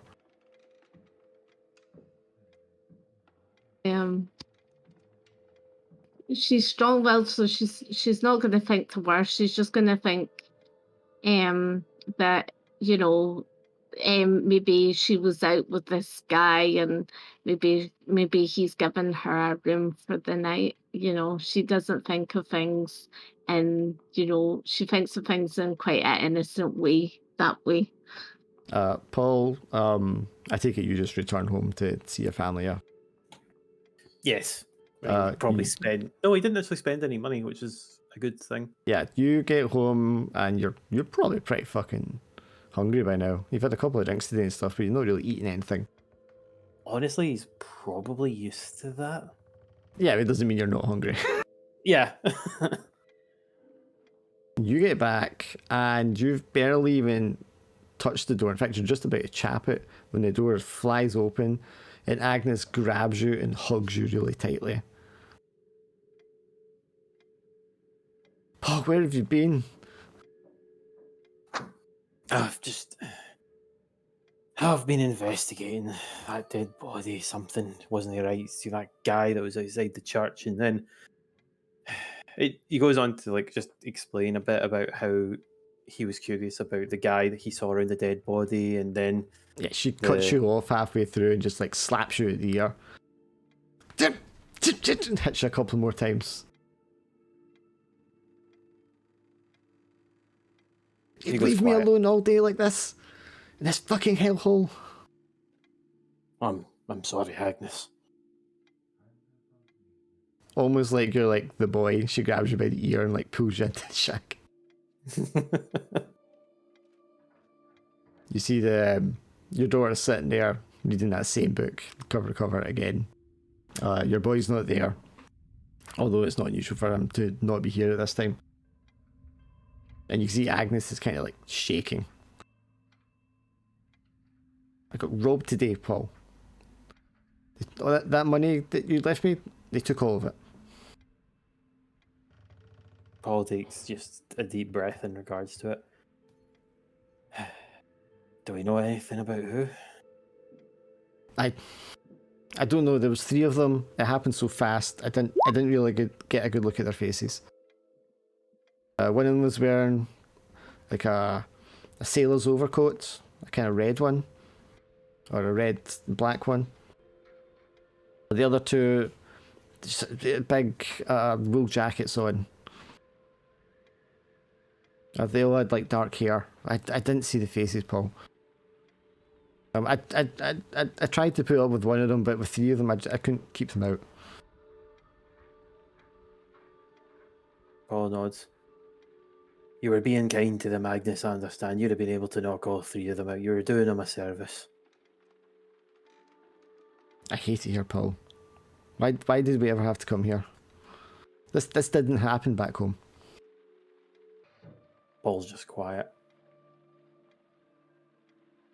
I don't understand, and you've never really told me. I know some things happened, but that was no reason to up our lives like this. Paul's eye twitches, the one that always itches. I just don't want to be here anymore. And she sits down. She's not really crying, but she's slightly teary.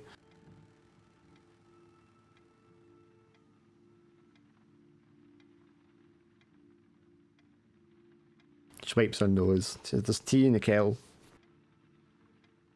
But that's about all we've got. Paul takes a moment to look at the mug. Probably looks to see where his tin with a cigarette is, and it's probably long gone. It probably got nicked as well.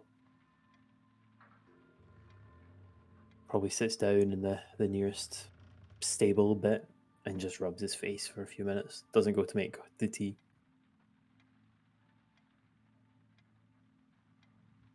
Did we give your son a name last time? I can't remember. I don't think I wrote it down. Anyway, it should be like, where's that boy? God damn, he's always missing. Gerta, you... Sorry, you go, Paul. Sorry, I didn't realise I was muted there. Paul will just sort of stand and say, I'll go and get him, and just head out and start walking to inside to look for his boy. Yeah, you wander around, it's dark now, it's cold, but you can hear the boys sort of throwing ball around near the beach. Sorry, I had a God of War moment. I'm just thinking, boy! Yeah, you get down there and it's dark, it's hard to make them out, but I mean, you know your son when you see him at a distance. And he's like kind of pretending he's not noticing you, so he doesn't have to go. They're just like throwing the ball back and forth to each other, and like one of them's got a big stick and he's just like hitting it. I'm trying to think, probably watching this and just seeing the carefree enjoyment. Like, he wants to go over and grab and drag the boy back, but it's a shack full of sadness. Meanwhile, he's able to see his boy just enjoying himself as much as he can. Yeah. So he's probably just made himself visible and is just watching this, and there's a little part of him that's just like, there's at least some joy here. Yeah. And then there's the sound of one of the steamer ships coming up the river, sounding its horn. And you just look out across the river and you can just see the lights on the ship reflecting off the waves of the water. And every so often, just the way the waves are sloping, it looks like there's something solid out there. And Paul probably finds himself staring a lot at those shapes and then rubs his eyes. Just too dark, can't see anything, and tries to pull his vision off of it back to the boys playing ball, but he can't feel it. Every so often he kind of looks back out to the water.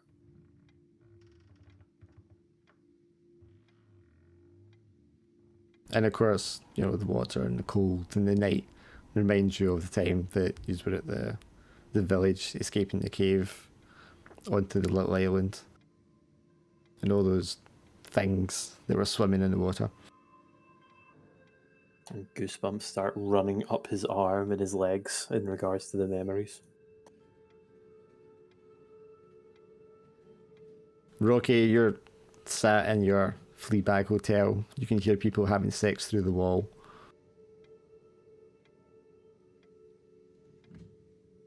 Yep. You're lying there and there's just like a little crinkle of wallpaper kind of flakes off and floats down in front of you.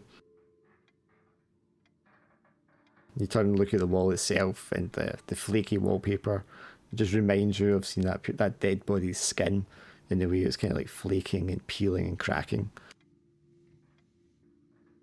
I think, yeah, Rocky just sort of stares at, it wasn't really necessarily bothered by the surroundings. Definitely not the most comfortable here, but he's not overly grossed out and just, stuck up like that. But as he's staring at the flaky wallpaper and he's like drawing that conclusion, his mind is going to that dark place of like hearing Gerda say, like, what if it's Agnes?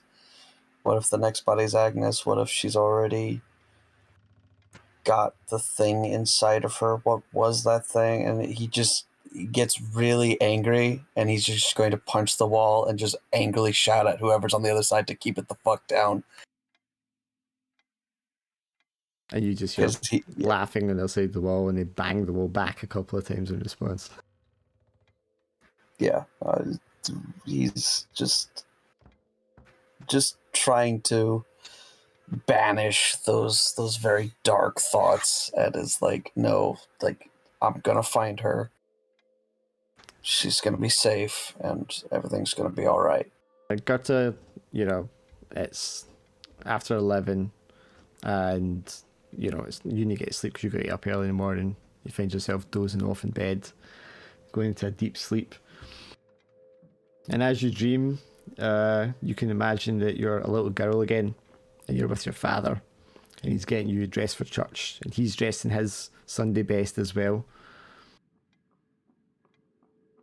And you look around the room that you're in, and although it's one of the rooms you grew up in, it's covered in like a thin layer of fresh blood just running down the walls. On the far wall across from you, and now your father's disappeared, there is just one large human eye staring at you in the wall.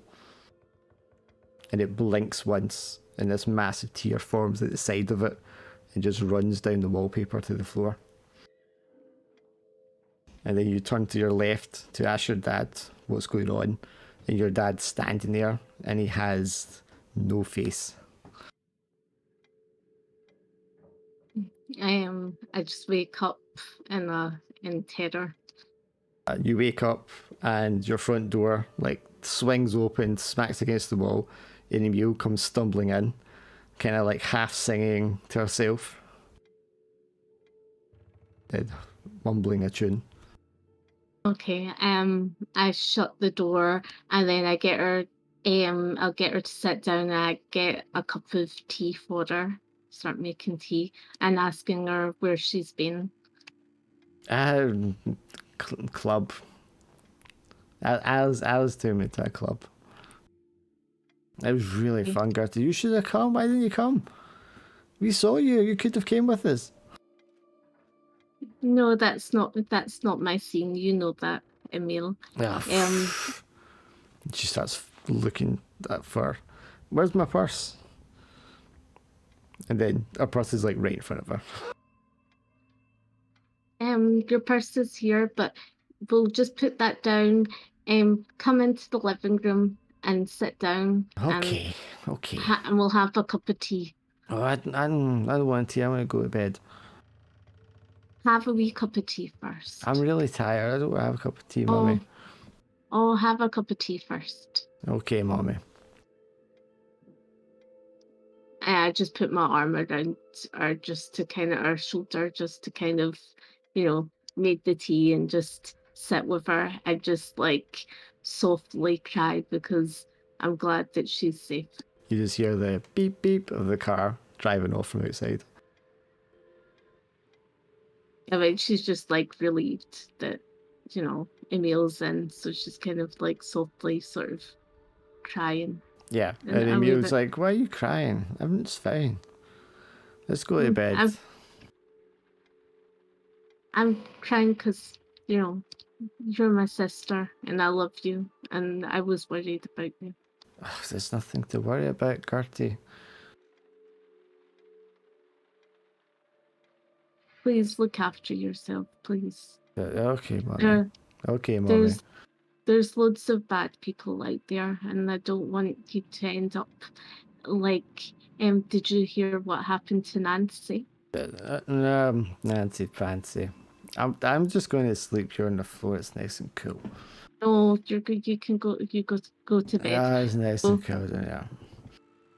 No, well, I go and I get like her what's called her pillow and her blanket, and I try.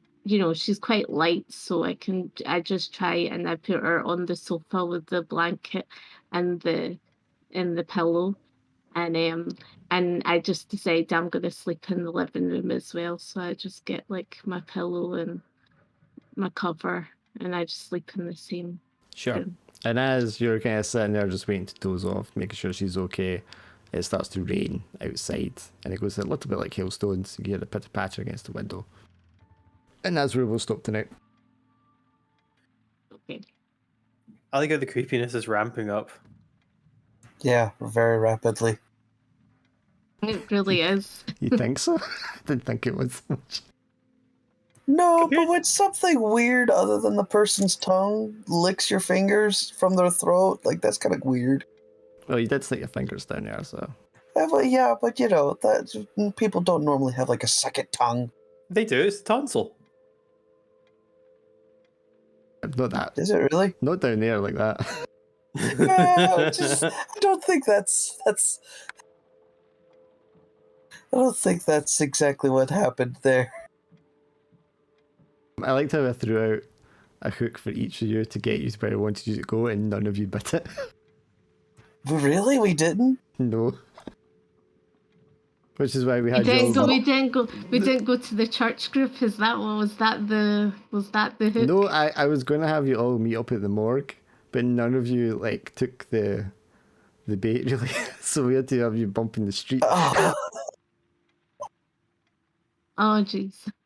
I don't. Did I? What was my hook for the morgue? I don't think I. Well, and you just ran off and left the body. Yeah. I don't feel I had like anything about the morgue though. You were literally at the morgue. But you were at the morgue and then they weren't there, so there was no. Yeah. Right. Okay. For me, I was like, nah, this is already sketched. The woman has clearly been abused at some stage, and I'm like, oh, maybe not a big criminal, but I've definitely got a criminal record. Like, this is not going to end well for me if I stake around. Yeah, and then I'd Paul talking to the guy that was going to point him in that direction, but he got freaked out and ran off. Yeah. Which I is felt like understandable, That was but yeah. what was the sort of creepy bit, like with Hans when he was discussing like the group? Hans I has just thought, found oh, a group of friends that are supportive and showing him new things, and he's excited. yeah, Yeah. big story. Also, There's so many. if anything happens to Hans, it's your fault because you created him. Oh, that's so sad. You thought you were being funny, No. like creating Hans for Emil to hassle her with, and now you're like, oh shit. I feel, Wow. oh, Amazing. You thought that Dark would twist something to be spooky. Amazing. I thought the heart to heart with like Agnes and Paul was just like, it was so Scottish for like the guy just to stay silent, wasn't it? Like it's just like in those days, just like silent, stiff upper lip kind of thing, and she's just like, oh. I mean, she knows because To be fair, Paul told her like what was going on and happened and all that, but there's a difference between knowing and really understanding when you've gone through like trauma. And it's do you know also what I mean? their general frustration of like going across the ocean and stuff, and it's because of him. Totally. And the tumultuous, emotions as well from like the beach scene and, Being mugged. reliving the nightmare of, when he was in the island and, and then other parts and when the cave and everything and then relating to the fun part as well, seeing the sort of lighter side with his son playing with the ball and having a nice time, even though things are hard and the sort of sadness back home. It was kind of it there was a moment. yeah. And then when you look at oh sorry. Yeah, I was just gonna say I definitely like Paul's part in the story. That's really fucking tragic. I really feel for Paul. I feel for Paul and Agnes. It's like it kind of pulls at your heartstrings.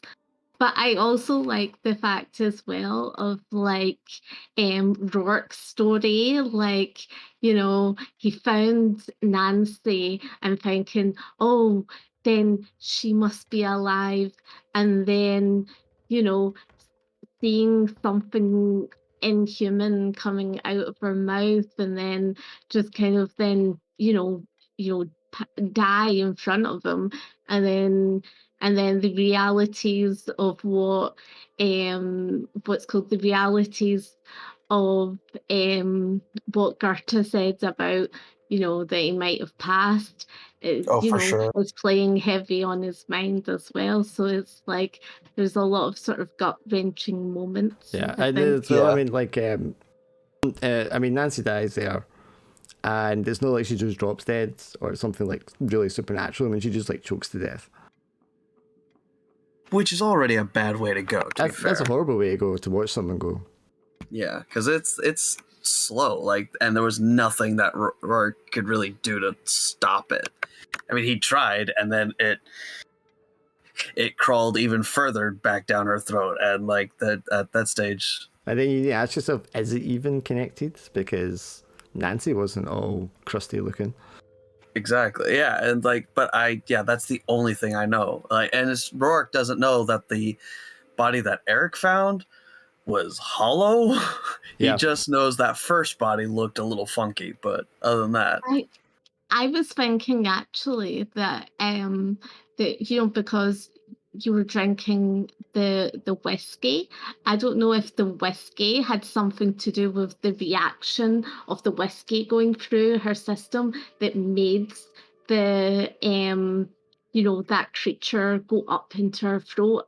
Maybe there's something in the spirits that makes usually she would have just been like the rest of them. It would have just sucked our body, like all the sort of juices out of our body, but Juices. maybe because of I don't Get know suck how your to use juices. juices.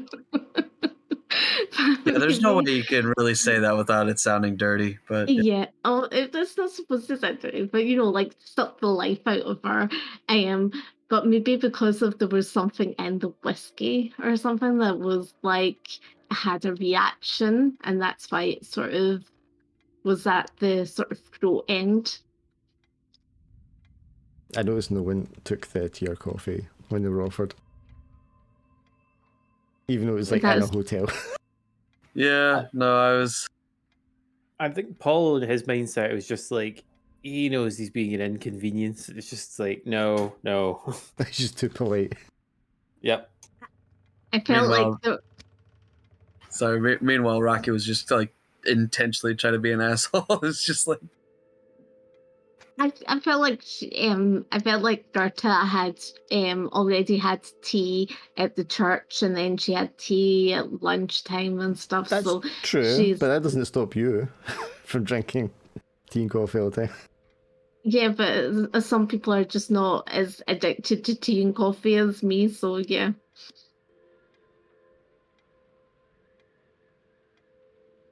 Plus, she's like works in Salvation Army. Like, it's all about not having greed and stuff. Everything in moderation.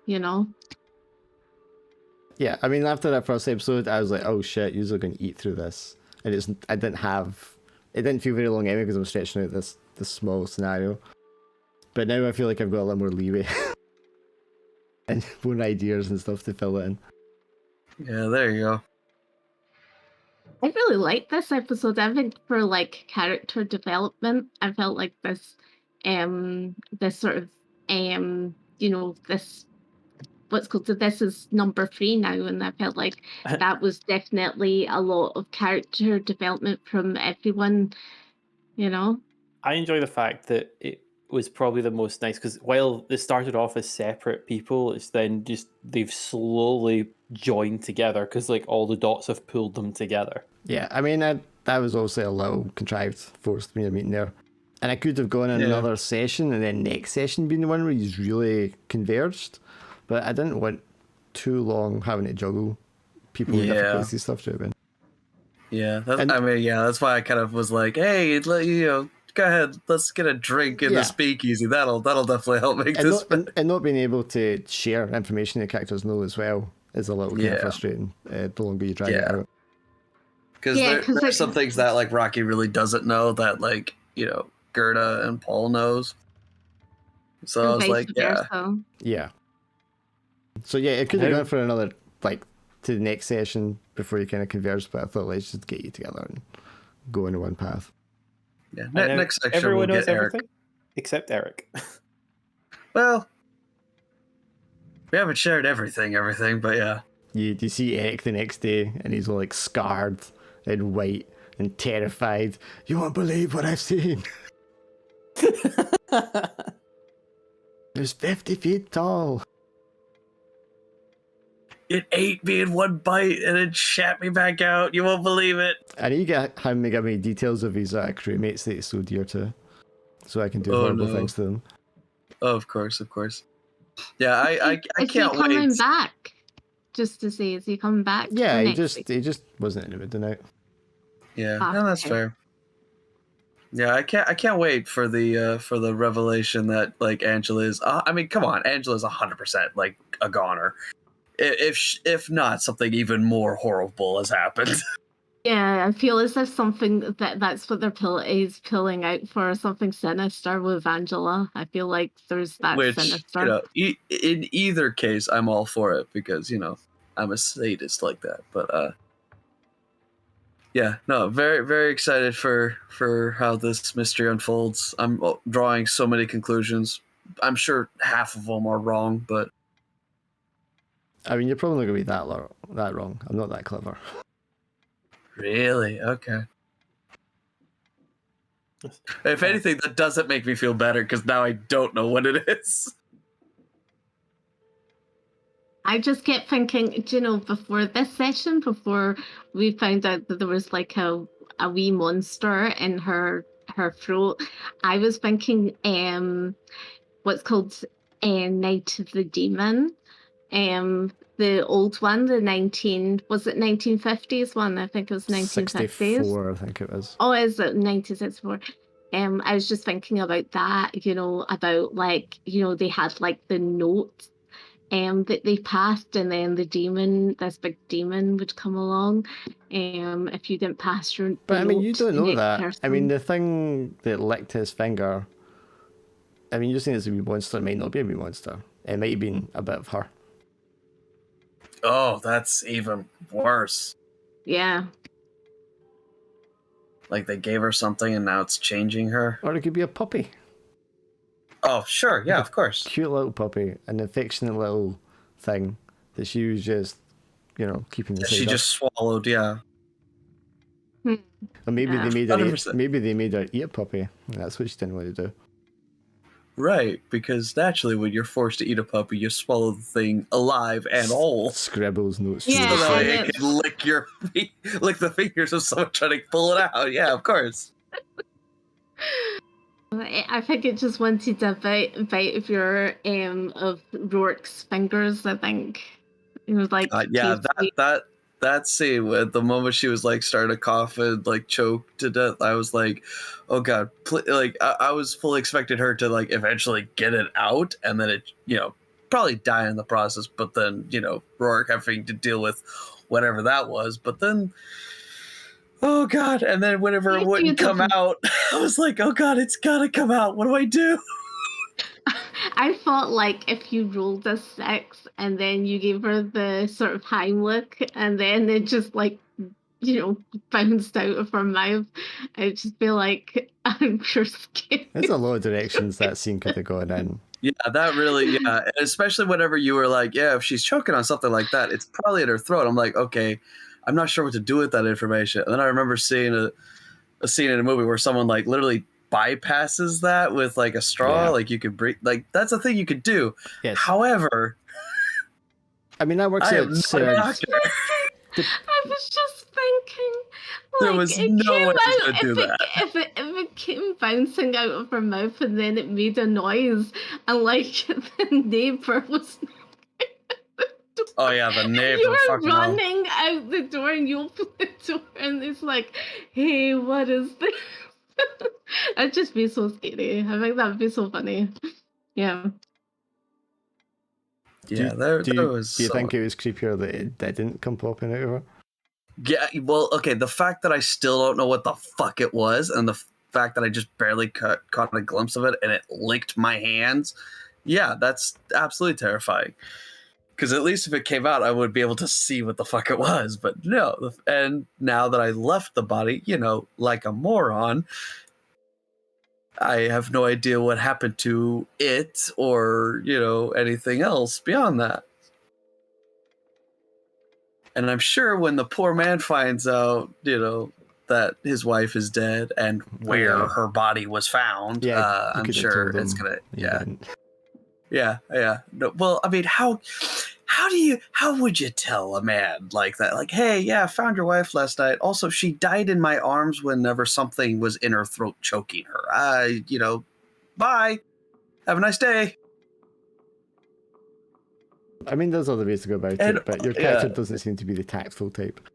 No, definitely not. And also to a really probably a darker extent, like he's also very trying to preserve himself, and like that's why I was like, I don't think I should stay here because I'm gonna get thrown in jail, and then I'm not gonna be able to continue my search. And if like I reveal to this dude like, hey, yeah, still no word on your wife, sorry, and there was just no situation that I could have thought that I would have come out not being like sent to jail in my head at least. But yeah, Rourke's definitely not the one you want for tact or Compassion. Yeah, he's as compassionate as a gangster can be, as a guy that regularly, robs banks and has no qualms about shooting/killing people. You've done pretty well at He's about avoiding the that cops so compassionate. far. I'll give you that.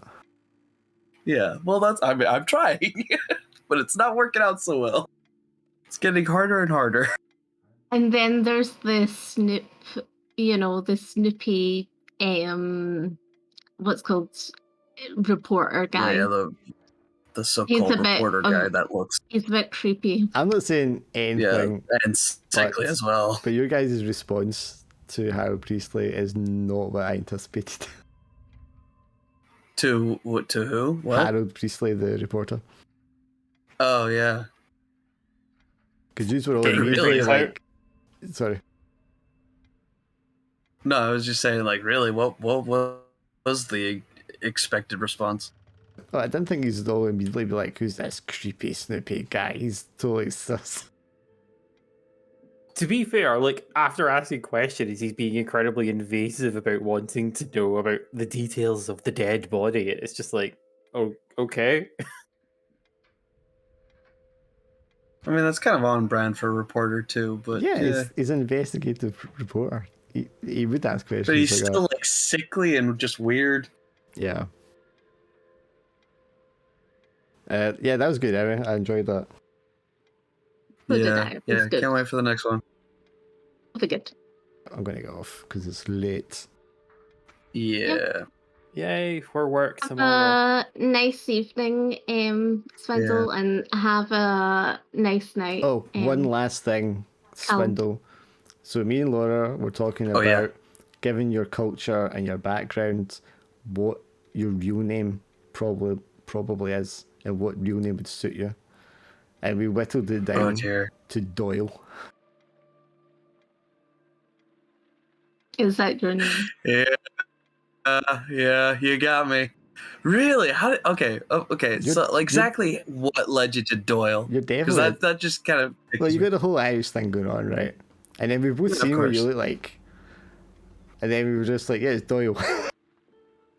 I look like a Doyle. Yeah. Okay. Yeah. Sure. I'm not quite sure if I follow, but yeah. Okay.